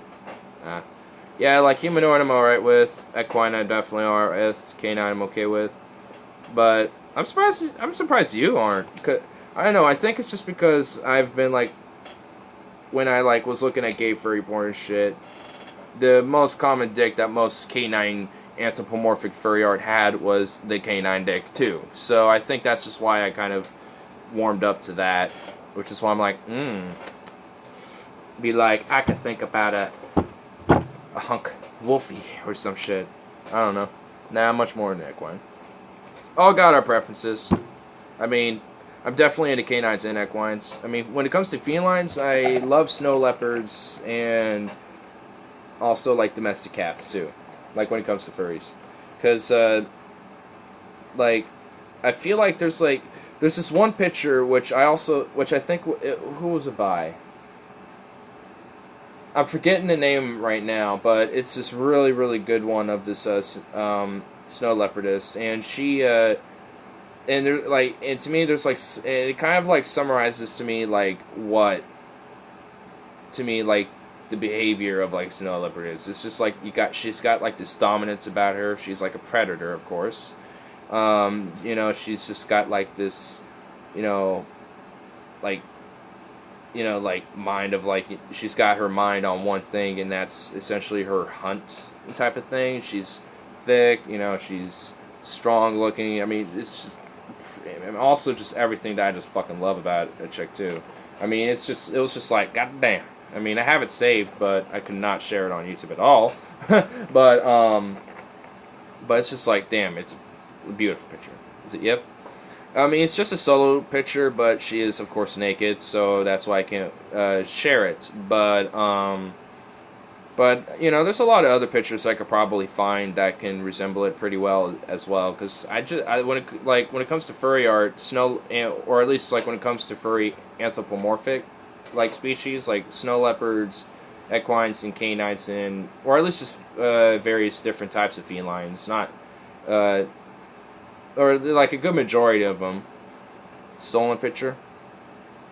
Well, I wouldn't say stolen. I mean, the copyright's still there. I haven't edited it whatsoever.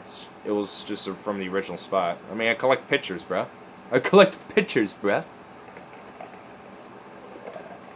don't distribute it anywhere. It's literally been on my like computer. Where'd you get it from? It was back when I was on Fur Affinity, so it was from the artist. It was literally directly from the artist page. I just clicked download, and then just put the picture up in a separate window, and I saved it. So, It was directly from the art. I forgot the artist's name, so I'll have to find it and I can show you who it is. But he took that art down though, so I think it's not up anywhere unless you saved it. You can share that stuff.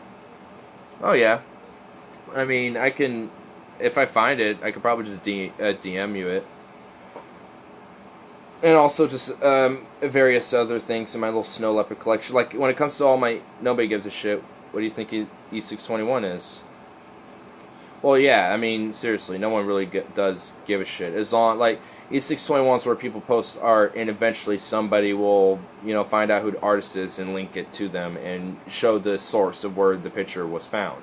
Like, I mean, I think as long as you have the source and who it is, you know, or at least show who did it on there, you know, like their little, you know, watermark and shit like that. You know, as long as you visibly can see that and just say whatever that is, you know, be like, hey, it was made by whoever that watermark is. This is not mine. And just at least clarify that point. It's all good, you know. All of Art Decade's copyrighted stuff is there. Yeah, I mean, I don't know. Like, I get artists have like a major thing about like people stealing their art and shit, because like how would I feel like someone directly uploaded one of my videos, even though I'm like a small nobody motherfucker type of dude, like started doing that, and it's just like, yo, you can't just do that. I mean, I get that, but I mean, if you're, you know, saving all this shit, but like what if it like got taken down for whatever reason and it wasn't like maybe per se the artist's choice or whatever, then, you know, spread it back out, you know, because obviously they didn't want it taken down or whatever, so you should, you know, try to get that shit back up there. But if it's the artist's choice, then hey, at least you got a personal copy. Just don't say anything. Who gives a fuck? They're probably not even gonna give a shit. I pirate stuff all the time and view copyright content. So do I. I mean, what do you think my videos on me reacting to videos on YouTube are, or like the front row seats thing? All that was copyrighted shit. You think I cared? I remember I used to read pirated books of TJ's. I'm probably gonna buy his when his newest one is done. I'm probably just gonna literally buy it. I might. And since I am a patron, I know I'll eventually get the live meetup too, because they had it professionally recorded. So I'll get that too. That'll be dope. I'll have that saved on like my desktop when I get it. I'll buy his next one. Yeah, I feel. You know, I feel like he has truly matured from his scam situation days. I feel like he's grown up from that. I feel like he just wants to do his show. He just wants to do his own thing. He doesn't give a fuck. He just wants to do his thing. You know, I think he's past trying to, you know, do all this bullshit. Because I want to get high with Jimmy Dore. Oh my god, dude. I want to have a talk with Jimmy Dore sometime too, dude. Like, I think at some point I want to try to hit him up and be like, hey, bro, I got the show here. You want to come on for an hour or for however long you want, and, you know, we just chat about shit and, you know, look at some videos, look at some news and stuff like that. And, yeah, why not? Make it a whole big thing. And also, it'd be like, you know, he can also, you know, provide, like, input on, like, different various news and topics and things like that. And also, like, I can't wait to the point where we start having a show and I can actually plan on getting people on, because then, you know, I could plan on like, oh, I'm having this guy on. He's a little bit more political, so I'll have a little bit more of a news-oriented story for that one. You know, get more news stories and shit. All right, whoops. Or, you know, I got this other person. It's like, all right, this guy is more about, you know, more about video games and shit, so I'll pull maybe some video game news and what's going on. Oops. And then like what's going on with like video games and shit like that, or see what Polygon's bullshit's pulling or whatever. You know, I don't know. Or if there's like somebody who's about entertainment and shit, we'll, you know, pull some stuff about entertainment, see what's going on. Like, I know there's that whole like Chris Gunn shit going on, which by the way I stand with. Gotta love Chris Gunn, bro. Guardians of the Galaxy movies. Can't be directed by anyone else besides Chris Gunn.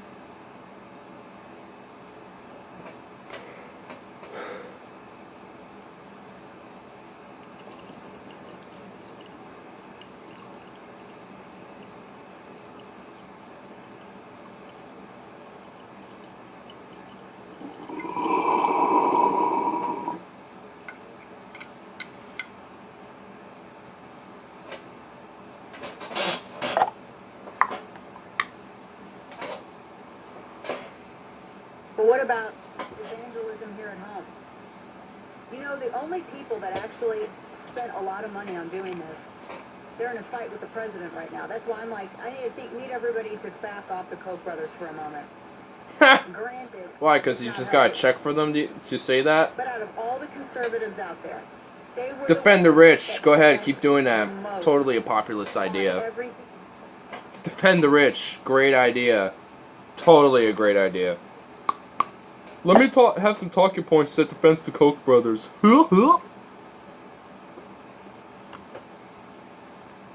Dude, who buys that shit? Who buys that shit? I didn't even need to listen that long. We need to lay off the Koch brothers a little bit. That's all I needed to hear. War Thunder's coming to Xbox One. We need to play that sometime. Oh, dude, I have it for PC. I already have like an account on there and everything. I got Jets for one faction, and I'm working the Jets on a couple others. Like, when it comes to a War Thunder, I'm a big fan of that game. My laptop can't take playing it anymore right now, so that's why I'm getting the desktop, dude. Cokeheads. Yeah, guess who else is a cokehead? Dave Rubin. And here's our obligatory Fuck Dave Rubin segment. Fuck Dave Rubin. Fuck Dave Rubin. I wouldn't even put him on my Reuben sandwich. Fuck Dave Rubin. Fuck Dave Rubin.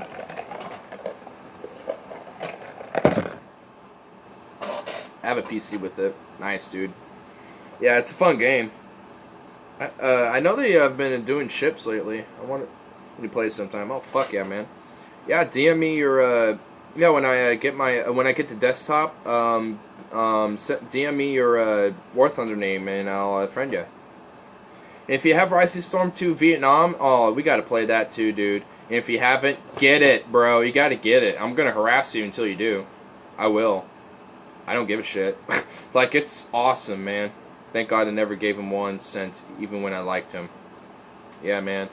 Like, honestly, like, man, like, you know, I feel like his heart is somewhat in the right place, but he's just such a careerist hack that he's lost that touch now, for sure.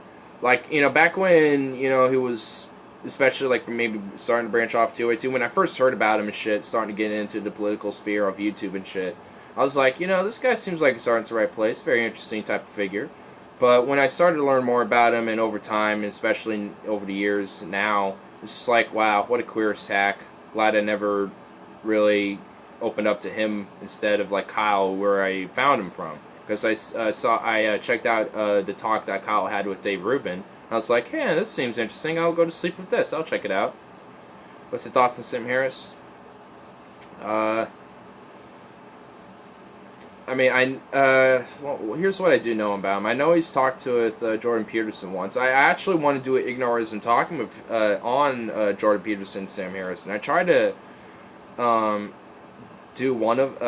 listen to one of the podcasts with him, and oh my fucking god, dude, I couldn't even sit through 20 minutes because they just weren't talking about anything. It's like droning on about nothing. It's like, oh my god, I couldn't take it. So I'm gonna try to find, so I want to find something with Sam Harris and Jordan Peterson. You listen to this podcast regularly? Alright. Let me, send me a link to a podcast that you like on Twitter, actually, since that's a really good thing to, for us to share shit, you know, so that'll be great. It was basically an hour of Harris banging his head against the wall. It seemed like it. I could kind of tell that Harris had a little bit of frustration, but it wasn't really, I didn't get to the point where he was boiling over. I'm sure it was like I'm sure that was like way later on. But I can kind of tell that he had a little bit of frustration. I can kind of tell because it was mainly Jordan Peterson talking about nothing. I can tell that Sam Harris was actually just trying to try to start, you know, a conversation with a point. But Jordan Peterson, I can tell, just wasn't having any of it, really. Or at least at least in his mind he was, but he wasn't saying it. I mean, I don't know, man. I don't get Jordan Peterson, at least the fans who like Jordan Peterson. Like, I honestly do want to branch out and talk with people who are Jordan Petersonites and shit like that, or are fans of Jordan Peterson or whatever. Or the Jordan Peterson cultists. Like, I do generally want to, like, talk with them at some point, or at least with a couple of them. I want to, like, and just start with basic premise questions. Like, what got you hooked on Jordan Peterson? So, what are like some of the views of his that you got you hooked, and then, or at least like what, or just how you initially got hooked on him, and then like what are the actual views that you like, and why do you like the views that he has? Like why, and then what's the value, stuff like that, and then just go from there, Peterson can be interesting to listen to. Sometimes I'll put on a lecture or podcast of his just to hear what he has to say. I mean, so do I. I mean, I do, every time I listen to him, I'm like, all right, let's give him a listen. I know there's things I have agreed with him before, so there might be something in here that I might enjoy, but sometimes it's just like, oh my God, this is like, what are you talking about? You're saying nothing. Stop. Say something. Say something with substance. But it's kind of like a coin toss sometimes. I mean, it's just because some of the things he talks about is just very, I mean, while interesting for sure, and a lot of premises as he talks about are interesting and peculiar, but he never goes into explaining it in depth on his premises. It's like he will just slip them one by one and just keep going, and just I don't know, just expects you to understand it or something like that. I don't know. Like I said, I don't get him sometimes. Like, I'm not to the point of just like fuck Jordan Peterson like TJ Kirk is or Paul Zigo is, but I'm at it's just like I don't get him, man. I've always said that, honestly. I just don't get him. I think he's also just a weirdo too. Like, just looking at him, I think he just looks like a weirdo. Like, he has these weirdo vibes. And also he has this Kermit the Frog voice. It's just like, I mean, when it comes to self-help stuff, because I know he has that thing too going on. Like, when it comes to that thing, like, if there's things that people find of value that help him out, in their life and shit, in his book or whatever, or in his self-help lectures, that's fine. I don't care. Like, if people find value in what he has to say, that's fine. It's just that I have tried to listen a lot, and this delve into him, and I just feel like I don't think it's that I don't understand. It's just that I think he's trying to say all these things that he's trying to show people and teach. It's just that he's trying to say too much at once, and thus you don't say anything in a long fucking lecture. What you might say a few things here and there, but you're saying a lot to get to these few things. So I don't know, like if I had to like give Jordan Peterson a tip or two, it would be like try not to try to rehearse a lecture before a lecture. You know what I mean? Like, try to narrow your points down to be more, I wouldn't say simplistic, but to be more direct, and to explain it as just thorough as possible and as direct and as concise as possible. And not the shortest amount of time, but at a decent, for a decent amount of substance for what that topic is or whatever. And then, just like have bullet points for whatever, for all the points that you need to say for that. Just talk about those points and move on from there. Like, and I can already tell he kind of has that mindset. I mean, you can kind of see it in his lectures, but he does it in a more broader subject. I mean, for me, since I like kind of picking at details and shit, I mean, I will always, I'm kind of more into, like, let's put the details for every point and shit. So, or at least try to look for the details as much as possible and try to explain it to the best of my abilities. So, I don't know. I mean, I feel like I can understand, at least his structure a little bit and just the way, or at least what he's trying to say, but he's still a word salad philosopher, and he's still confusing, and there's still things I disagree with him with. And there's things that I think he says that are just utterly ridiculous and stupid anyway. But there's also things I do agree with, and there's also things I do think are thought-provoking, are very peculiar and interesting that he says. So it's not like I just totally throw him out the window. I just don't hold him to this high pedestal like everyone else does and everything. Like, there's even this, like, one artist, or at least animator, I guess, who's, like, furry and shit, going back to furries or whatever. His name's just Sonafex. I don't know if you've heard of him. But I follow him on Twitter, and he like puts him on this high pedestal. Just tweets that he says where he's just like, I respect Jordan Peterson because he's put these values that I've like thought about and shit. Blah, blah. It's like, oh my fucking god, dude. He's like, he's not that big, dude. He's not this big intellectual philosopher like everyone likes to think he is. I mean, he's a philosopher. I mean, he's a psychological philosopher, I would say. But I mean, and he's an intellectual on many things.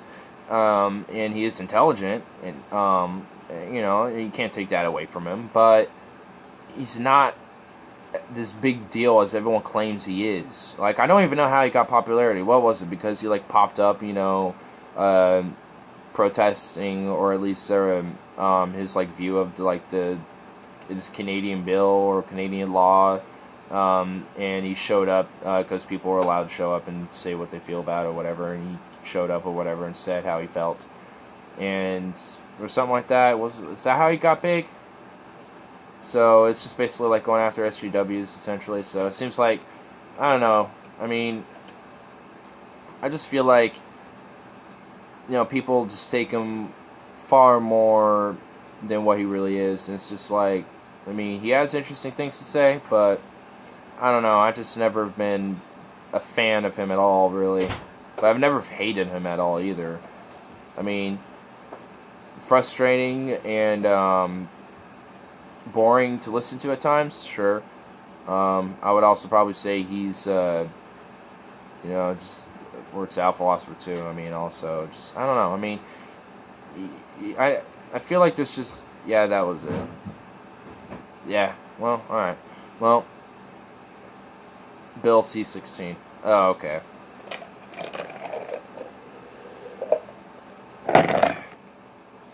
Yeah, but I mean, I don't get it. I just never really got it. Like, I don't know. I don't get why he's just so famous, especially just for that reason. Like, anyone can go up, and say basically your opinion about a bill, but no one could just get popular over it. Like, what makes him particularly so special is that he's a psychologist and a professor at a university, and that he just had a different view that wasn't liberal standing. Is that it? I mean, like, I just don't get it. I just really don't get him.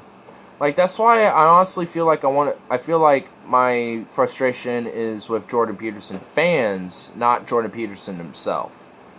Like, I feel like that's where a lot of my frustration, or at least a lot of my negativity at this whole Jordan Peterson phenomena comes from. It's the fans of him. Like, so once I like start getting guests and shit, like what I want to do mainly is have talks and discussions, not really debates, just discussions and questions and shit to ask Jordan Peterson fans. And eventually I'm sure they're going to end up being debates because there's going to be things we're going to be criticizing them on, I'm sure. Then also I'm going to probably have a friend along too, maybe Tyler, because he's one of the more eloquent ones probably for this. And and then just have a discussion. And if it gets heated, then I'll be like, all right, we need to chill the fuck out. Everyone's getting too heated. All right, we're going to smoke bowls here. We're going to chill. I don't know how you feel about weed, but I'm smoking a bowl. We're all going to chill here. It's all good. No need to freak. We're all fine. We'll just move on from this. And if we want, we could go back to it later, but we'll just move on, We'll try to keep it civil, that type of thing, because I don't want to be like hostile to these fans and shit, like, cause I'm trying to come out here with an open mind, so unless they're being literally stupid and being hostile themselves, and if they are, then I don't give a fuck, then they're being stupid, but if, they're being mature, eloquent, just trying to be respectful to the best, we can through the internet, then it's fine, I'll be okay, it's all good, if things get loud and heated, you can't help it. Shit happens. That just happens in discussions, It's okay. So, that's what I'm excited about, is to, like, talk with the contrarian views, or at least views I don't understand much about, or at least people that, are different spectrums of the political ideological field to me. It'll be really interesting to talk with them. And then also just talk to people that are in my own field and see where we differ, and see about our views and other shit about different things. Like I know one person I'd like to have on every now and then would be Paul. I'm not gonna lie. Have Paul on every now and then would be pretty dope. I don't want to like harass him about it all the time. Be like, hey, you want to come on? And, you know, I'm just chilling here. You know, stuff like that. Hit him up on Discord. Be like, what's up? But you know, stuff like that. I don't know, but yeah, I'm excited. Things are really starting to come together now. The physical desk shit's all coming together. It's looking nice. I mean, there's just a few things that need to move and deal with all that shit. I feel like I just need one box, so I might stop by my work tomorrow at some point. I need to anyway, and yeah, figure it all out. But yeah, I'm just like meh. Barely.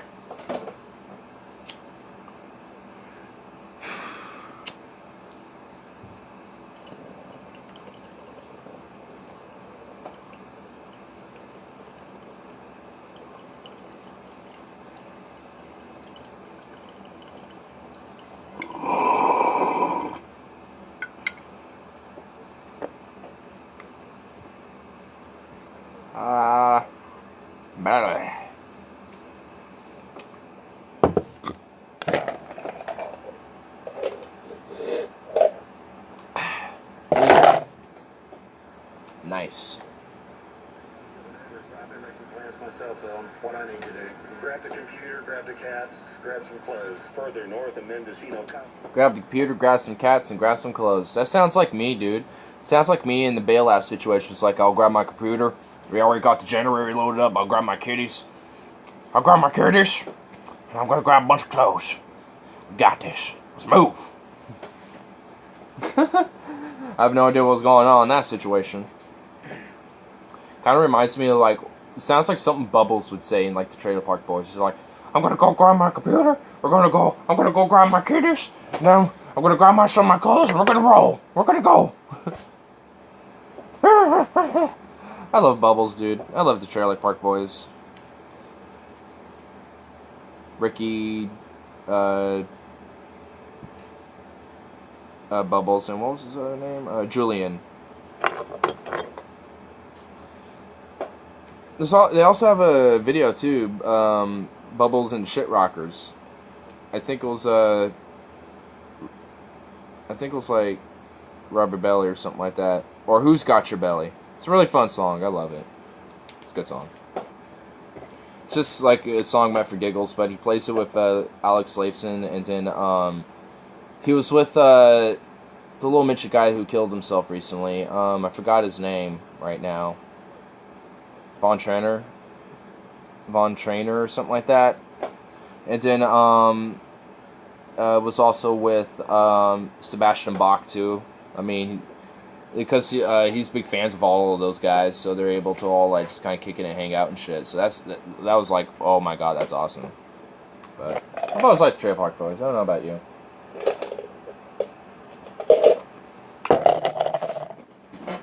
Vern Troyer.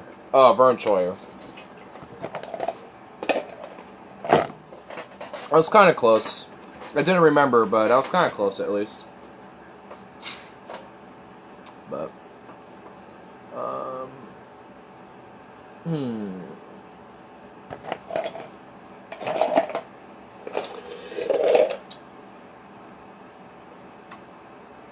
I think I'll be right back before I do an outro here. I'm thinking about wrapping up here, but I'll be right back. I think I'm going to grab some munchies and refill my tea. And, yeah, that'll be it. I also have to go to the bathroom, too, now. God damn it. So, 3 things, but it shouldn't take more than, like, 3 minutes here. So, you get the radio. The Wounded Warriors Project. You'll get to enjoy a round of golf, games and prizes, lunch. Here is a lobbying campaign by Lars Larson. For you to enjoy. Head over to KXL.com and buy your ticket on the events page. Hurry, as tickets are limited. Mark your calendar for Saturday, because that's the day the Stickley Truckload Sale comes to Paul Schacht's Home Furnishings. When it comes to American-made furniture, there's no better brand than Stickley. And during the truckload at Paul Schacht's, you'll save nearly 50% on over $1 million worth of Stickley inventory ready for immediate delivery. It's literally the biggest truckload sale we've had in our 100-year history. Shop early for best selection. The Stickley Truckload Sale at Paul Schacht's Home Furnishings in Tigard off I-5 and Bonita Road. Portland's most traffic 24/7.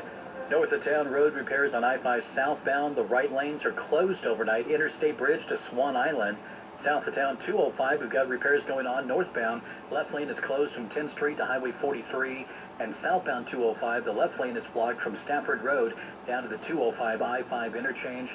Construction in southeast along Powell Boulevard right now. Westbound on Powell, we've got the right lane blocked at 26th Avenue. It's cold, but it feels like really good because it's like, I don't know how hot it is out right now, like 96. Excessive heat warning continues for the next couple of days. 99 will be the high on Wednesday, 96 on Thursday, and then finally back down into the 80s on Friday. I'm Matt Spino for FM News 101. Got 76 in Portland. An excessive heat warning in effect until Thursday night at 11 p.m. Check back several times throughout the day. Stay connected with FM News 101. On in the news, data is on it. Freedom is bare bones, straight no chaser, limited government, take care of yourself, stay out of everybody else's life, the government stays out of your life, enjoy the fruits of your labor, and when you screw up, you gotta deal with it. That's freedom. Taking the big news of the day seriously, but not much else. Whoopity-doo-dah, here's your participation trophy. The Famous Show. No, I think the press in America is a check and balance on power. I think sometimes you get tribal like the rest of the country. Sometimes you can be in the pain in the ass, but you're not the enemy of the people. As a matter of fact, without a free press, I wouldn't want to live in that country. But a lot of them aren't a free press. A lot of them, you're not a free press when you're repurposing Democrat talking points. You're not a free press when you're on the payroll for Fusion GPS and your name's redacted in official documents that come out before Congress during hearings on the matter, and you're being paid to write about Russian information so as to substantiate spying on private citizens. That's not a free press, so let's not get it twisted. Welcome to the show.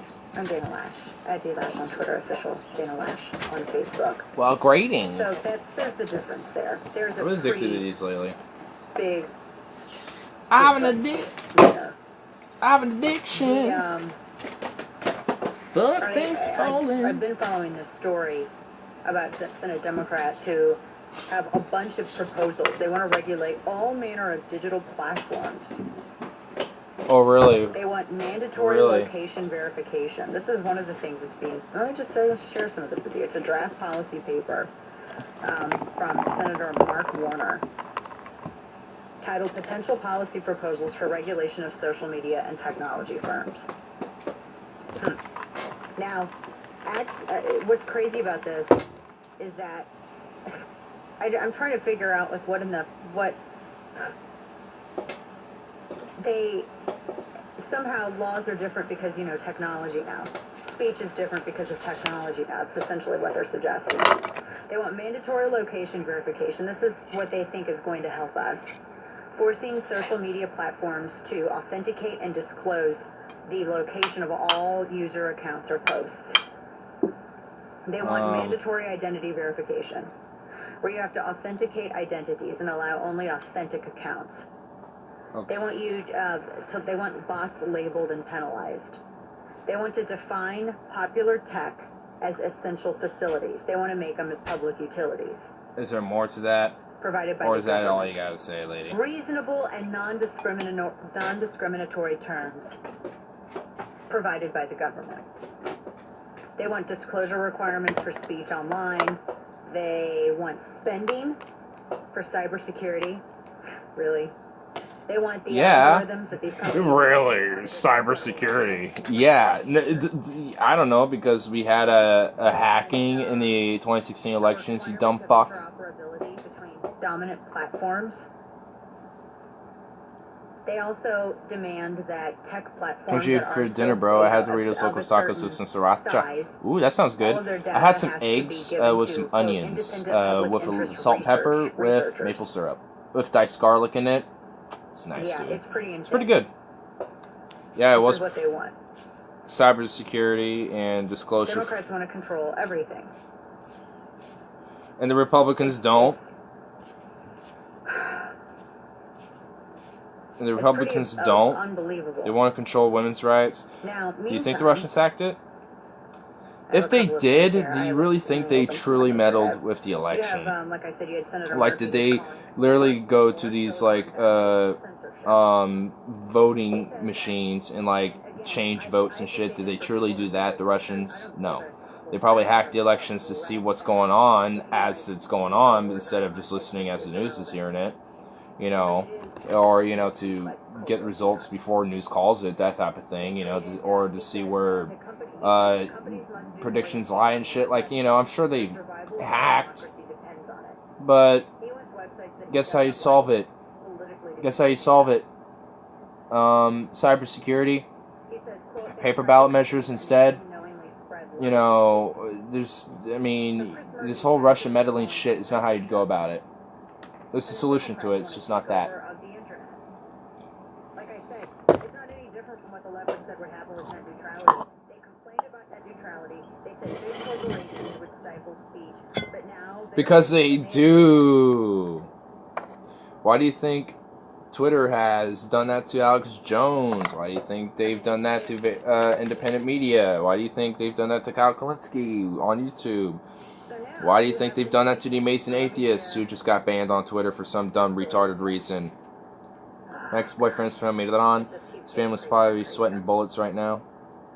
Yeah, dude, I'm sure, you know, people of Iran are scared because the people of Iran probably don't even give a shit about what, you know, their specific government thinks. They just don't want war, you know? They would much rather, you know, have peace and, you know, just prosper as a nation. And probably be more westernized anyway, because the populace of Iran is is a little bit younger compared to the government of Iran, who's ran by a bunch of old Shah, you know, theocratic fucks.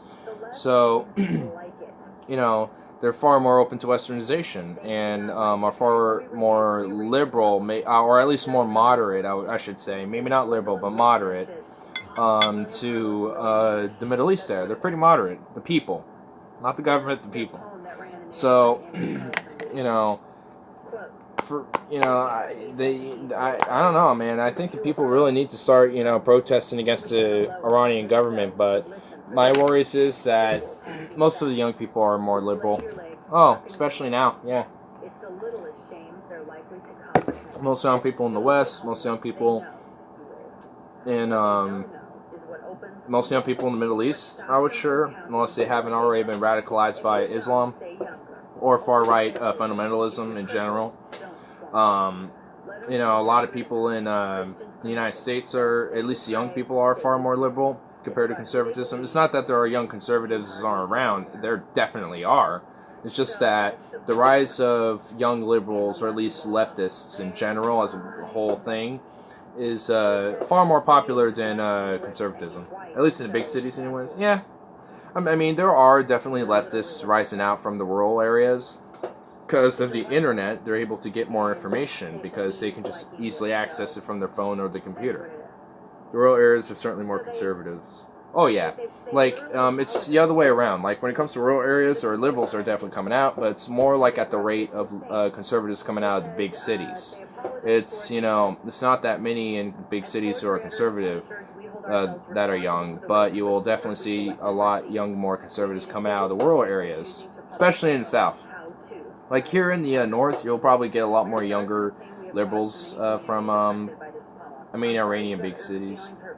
Well, you know, just in a general concept. I mean, it's always been kind of the rural areas are more conservative, and the big cities and urban industrialized areas are more liberal and lefty. I mean, that's just kind of always been the big thing in general, like around the world. Not always, but generally the case.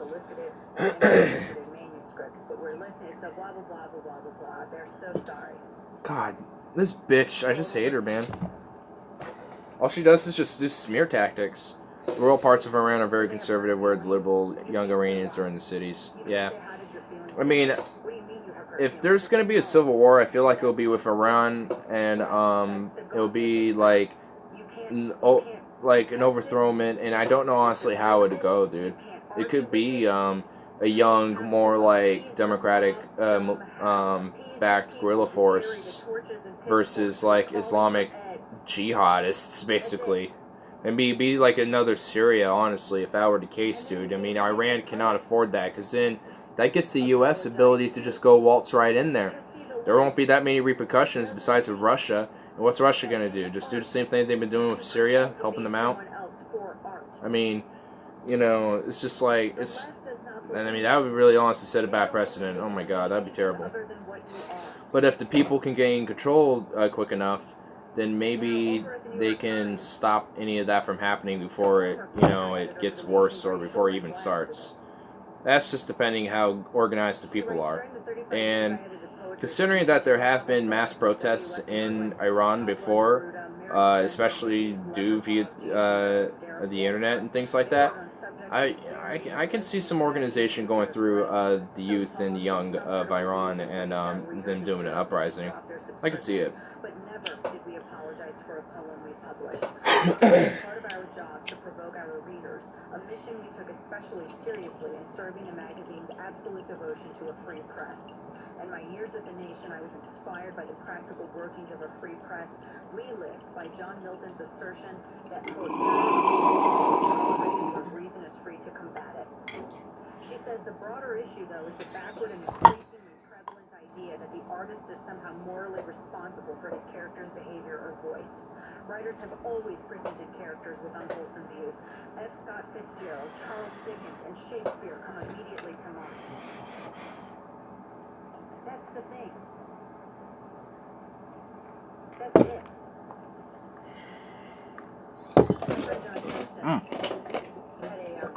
Good thing about that. They'll open somebody's bad boys up.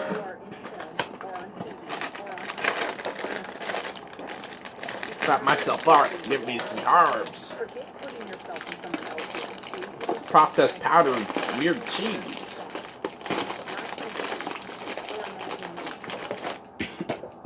If I can open it. There was a turkey coup not so long ago. Yeah, I've heard about it. A bunch of secularist military brats tried to overthrow the religious nut Erdogan. But he failed. There's like some people that thought it was like an inside job for Erdogan to get more power, but I don't know, man. I feel like that was probably a legit protest. Or at least a legit coup. Part of me wish it was succeeded, dude. I'm not gonna lie, part of me wish it did. Probably would have been better off for Turkey. Probably. I mean, you got someone like that in power. I mean, maybe maybe a coup or a revolution that requires a little bit of violence might have been necessary for that situation. I supported the coup. Yeah, like I kind of was like 50-50 about it, but I supported it overall because I won't say anything to get Erdogan out of power, but if it's via independently by the people, including like via a coup like that, I would support it. If something like that happened to Kim Jong-un, I'd support it. Even if it failed and just made the situation worse, it'll be like, well, at least it tried, and they could probably do it again, though the likelihood of them succeeding again might not be as high. Because there's also going to be purges, arrests, all sorts of shit. Executions. Which there were, in Turkey as well. It would be loved that Papu wasn't gotten a rifle fought for the coup. You know, there's like a time when I first started working. It was like it was like around when in like the Syrian civil war was still going on. I was like, there was a little bit of a time I was like, you know what? I want to fight against ISIS. I was like, what if I fought for like some freedom fighters who weren't like Islamists or like the Kurds or some shit, dude? Because there were volunteers who did that. Just like left their everyday lives just to go fight with like other people to deal with ISIS. It's like, I could do that. Why not? For a time I thought I could, but I grew out of that. It's like, well, they're doing it themselves. They got it. Whatever. I mean, I think that's just a lot of where my passion lies about trying to help the world. It's like, you know, there's a lot of fucking problems in the world, and, you know, I want to try to fix it. And I think that's where it came from. It's like, or at least that intent to try to. When I was saving up money, you know, ISIS has confirmed American arms. Of course they did. I knew that before that actual article came out. So, Kyle posted it. And honestly, he was talking about it before anyway. They had American arms because even before, because there was forces that were trained by the U.S. or even were given by the had arms given by the U.S. and they got taken over or ran out. or surrendered just outright. It's like, here, take them. I saw helmet GoPro footage of a Polish guy in Syria fighting for a free Syrian army fighting ISIS. Yeah. There's a Vice documentary on British people who volunteered to go fight for ISIS. Random backgrounds too. Like, I think one of them was just like a computer IT engineer. Another one actually used to work for the military as like a technician or some shit. Another guy was just like, I think he was a legitimate veteran, like a SAS or some shit. Like, all sorts of backgrounds. So I mean, if people can go out there and volunteer to go fight, I mean, you know, like, if people are so passionate about, you know, trying to say we need to go change out there, it's like, you know, have you ever thought about actually going there? I mean, because I've thought about actually going out in places like that, even if it's for humanitarian aid or actually genuinely helping out rebels with the fight. Because, I mean, I can't say I'm a good shot at all, nor would I say would I probably be in actual combat, but I mean, I've skeet shooted once and done a shooting a couple times before, and I'm a fairly decent shot, so I don't know. I mean, when the time comes, I'm at least willing to take up arms and go fight, but how I would perform in actual combat is another story. That's just the thing, you know. You never know how it's going to be on an actual battlefield, so you can never really say one way or another how you're going to react and how things are going to be. Things can be like totally in your favor and just be a breeze and be like, oh, that was easy, that was fine. But then you can be like, realize it was a total flop and why did you do that? And you're like, your friends are dying all around you. You know, you just got shot and you're like, you're fucked, your gun jammed. And it's like, oh fuck, why'd I come here? A grenade is by you and it's about to detonate. You could be a second line serviceman, drive trucks and shit. Yeah. I mean, yeah, you could do anything. You could be logistical, help bring arms to people fighting ISIS or just fighting, you know, in the coup or whatever. I mean, I would probably go out more for a humanitarian purpose, like to give out food, give out water, help repair infrastructure. But if they were short-handed on people fighting, and I just happened to be there doing that, I'm like, you know what? Fuck it. I'll volunteer myself for a couple days to go out on the field. I'll come back and help out when things are dealt with. And if I don't come back, well, hey, at least I was fighting for something that I thought was at least a good cause. And at least I went down fighting. I mean, when it comes to the adrenaline of shit and people shooting at you, at least for me, I'm not going to just let that slide. Like, when it comes to the heat of the action, I know enough of myself that I'm not just going to, like, let someone just shoot me and kill me. Like, I know enough of myself, I'm generally going to try to fight for my life. And I'm, like, wounded. I know I'm going to die. Fuck it. I'm just going to go out and die. But I'm going to do it in a blaze of glory. I'm just going to go out there and shoot, you know, see as many targets, try to pick off as many as I can before they fucking put a bullet in my head or put a bullet in my throat and chest or whatever. Gun Jesus did some videos on these Kurdish YJP anti-material rifles. They had enough resources to bring power to design and produce their very own firearms. Fuck yeah, dude. That's why I love the Kurds, man. Give them their own fucking independent state. I swear, it will probably be one of the better states in the Middle East. I mean, I probably won't be like this greatest haven ever, but the Kurds have always been more moderate and some of the better ethnicity, or at least one of the better cultured peoples out there in the Middle East. So, I've always been in support for Kurdistan. There needs to be one. Like, take a little bit out of southeastern Turkey, northern, like southwestern Iran, and like northern Iraq. Just a little bit of chunk right there, and just call it Kurdistan. Maybe like a little bit of northeastern Syria. Just put it like a little bit of Kurdistan right there, and you'll be good. They aren't just cobbled together one-off handguns. Oh, I bet, dude. I totally believe you, man. I mean, I'm sure they probably they specifically designed and produced it with machines. Yeah, I bet they probably took spare parts from different guns and just then made blueprints and manufactured some parts to put a whole new gun together. That's probably how they did it.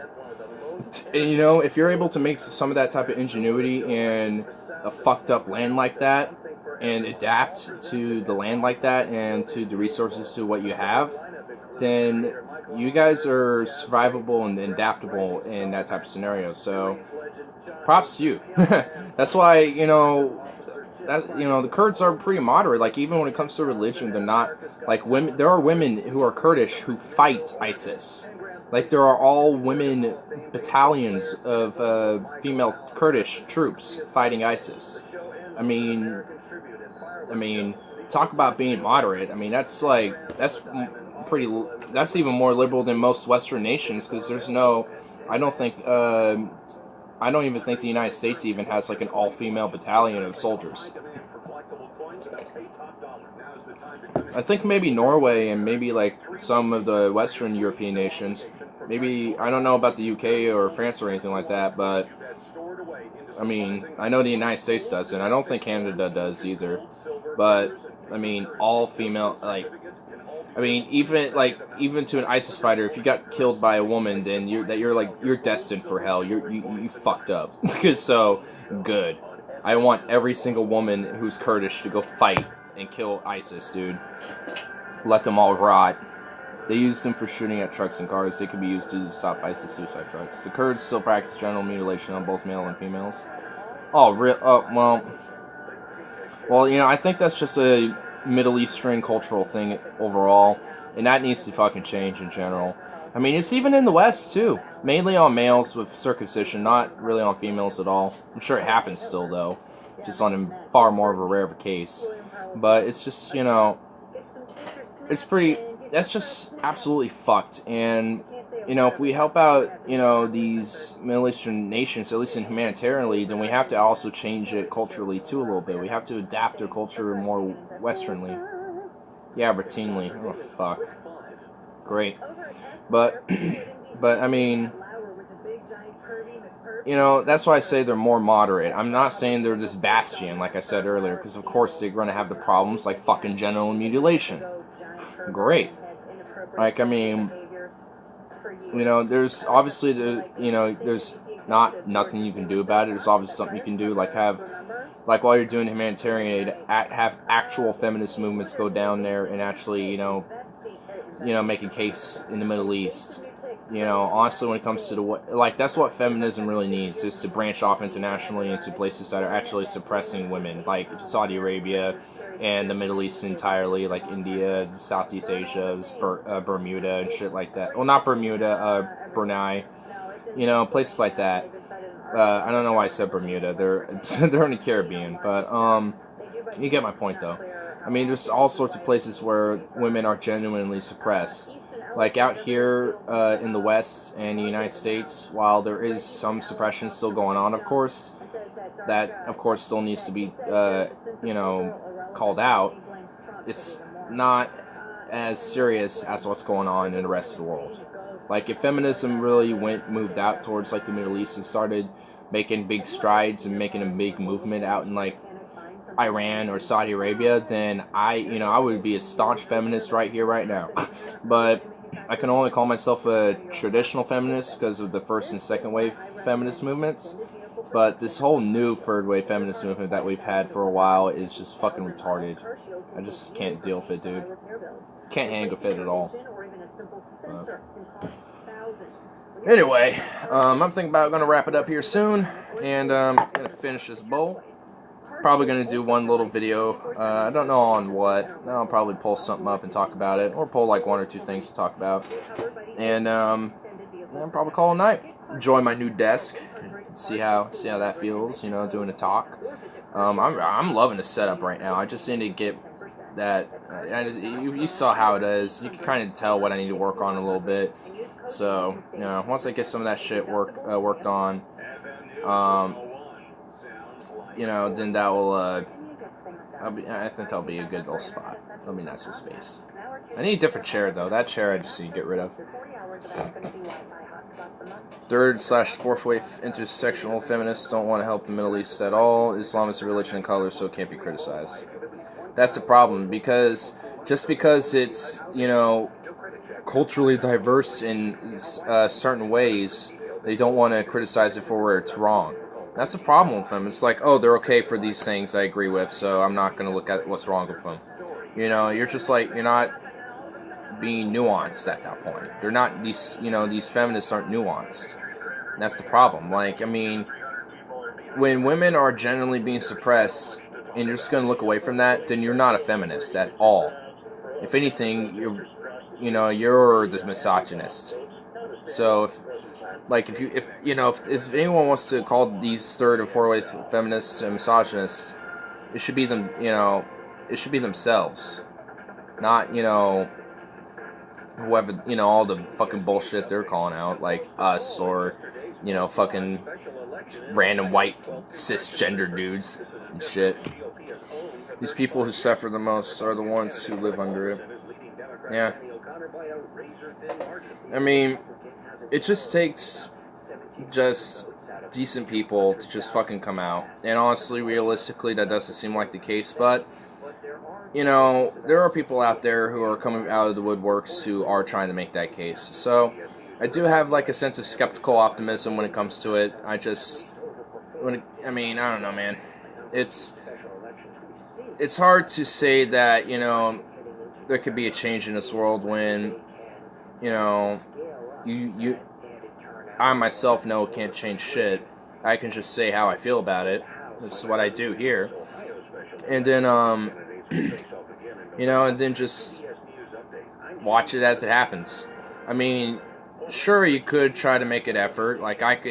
Since I'm doing political science in college, I'm doing this, political-oriented type of talks and stuff like that and podcasts. I mean, I could jump off on the side later on in life and, maybe do a campaign here locally in Oregon. But, but that's like something that, while I could potentially do, would I succeed at it? I've seen politics in Oregon. It's pretty establishment Democrat. It's more progressive than most states, but it's because of all the hand-me-downs that the Democrats here give down to the people. They give more breadcrumbs than usual down here, and that's why. So, I mean, I could, but I won't make it. I mean, could it truly make a difference? I mean, what could I do?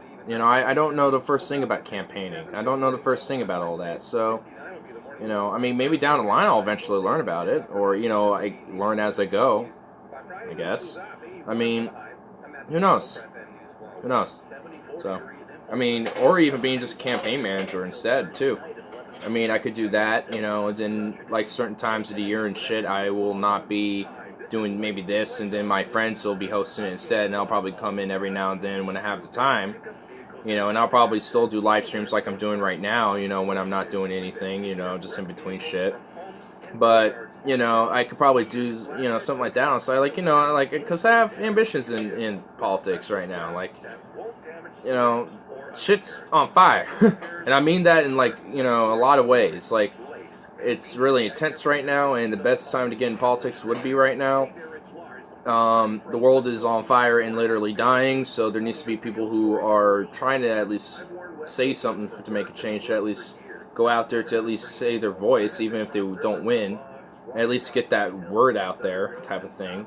So, there's all sorts of different things we could do. It's just that, I guess, but it's just that how well will that work? And how far can you go with that? What if I did, let's say, win a state senate seat or some shit like that? Alright, I can make some changes here now at my state. But how well are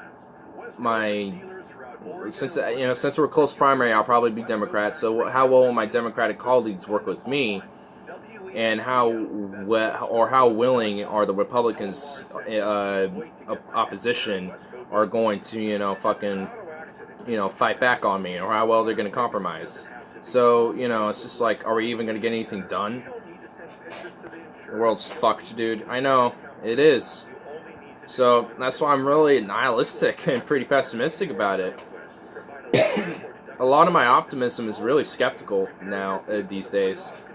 I used to be a major optimist, but not anymore, really. Ooh. That was gross. Oh shit, that's what yellow that was. From keeping children at the border in cages to bullying journalists at every one of his rallies and every chance he gets. President Trump is trying to divide and conquer strategy here, and here's how it goes. Yeah, he actually is. And tries to conquer decency by smearing and besmirching the truth and the people who fight to uphold it. How did he keep kids in cages? I was down there when Obama was president, and that's what he did. But I was Yeah, I don't remember because seeing Don Lemon down there. yeah, because he was also harsh on immigration, despite what people say. Like, he did the same thing, of course. At least the news will be interesting, like that. How was like? It's like what? Just because Trump is doing it, what? Because Obama did it means Trump is exempt from doing it. It's like fuck off. Obama did it too, but doesn't exclude Trump from doing it. Oh my gosh, words don't have meanings. And also, he has gotten worse with it, with the policies, with these institutions anyway. So, yeah, Obama did it too. But while it was still harsh and awful and fucked up, I mean, Trump is making it even more fucked up. Like now there's cases going through the court of law for like pedophiles operating some of these facilities, like slavery and shit like that. Like that's fucked up. Like you weren't hearing a lot of these allegations in Obama's terms in office. Granted, it probably wasn't investigated on, but I mean, Obama was known as the deporter in chief. You can't take that away from him. So, at least for me as a lefty, I'm honest about that. And I still think that's.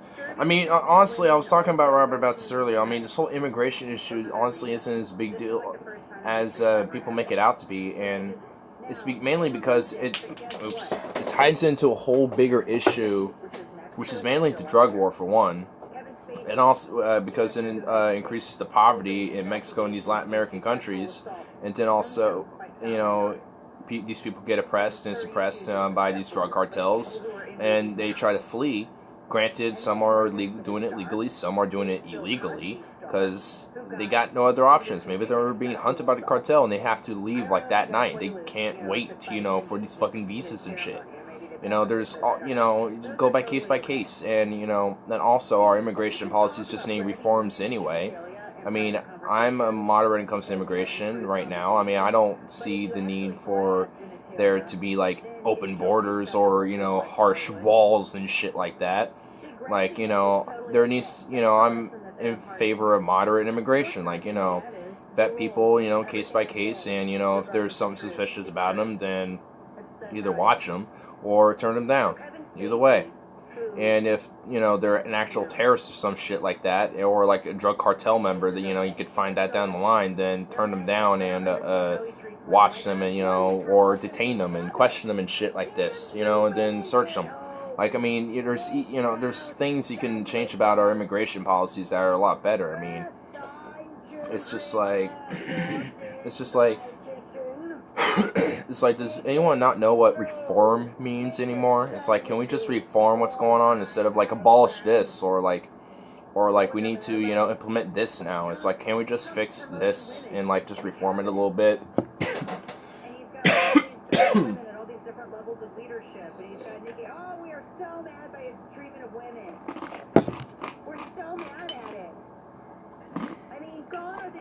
When a woman could drop to her knees in the Oval Office and service the commander-in-chief while he's on the phone with the foreign Those are good.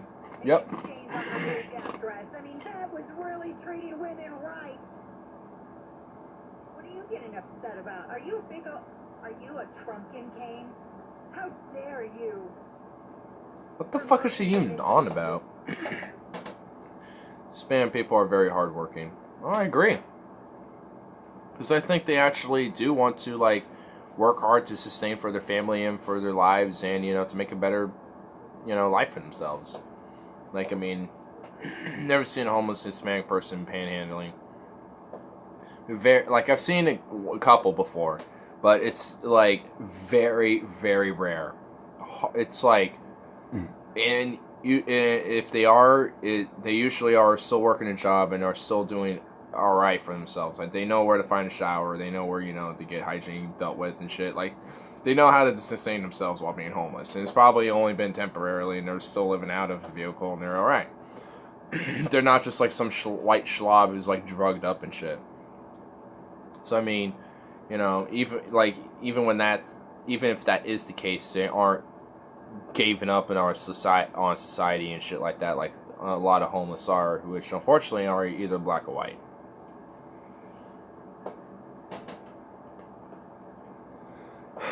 Also, I've never seen a homeless Asian before either. I've never seen that.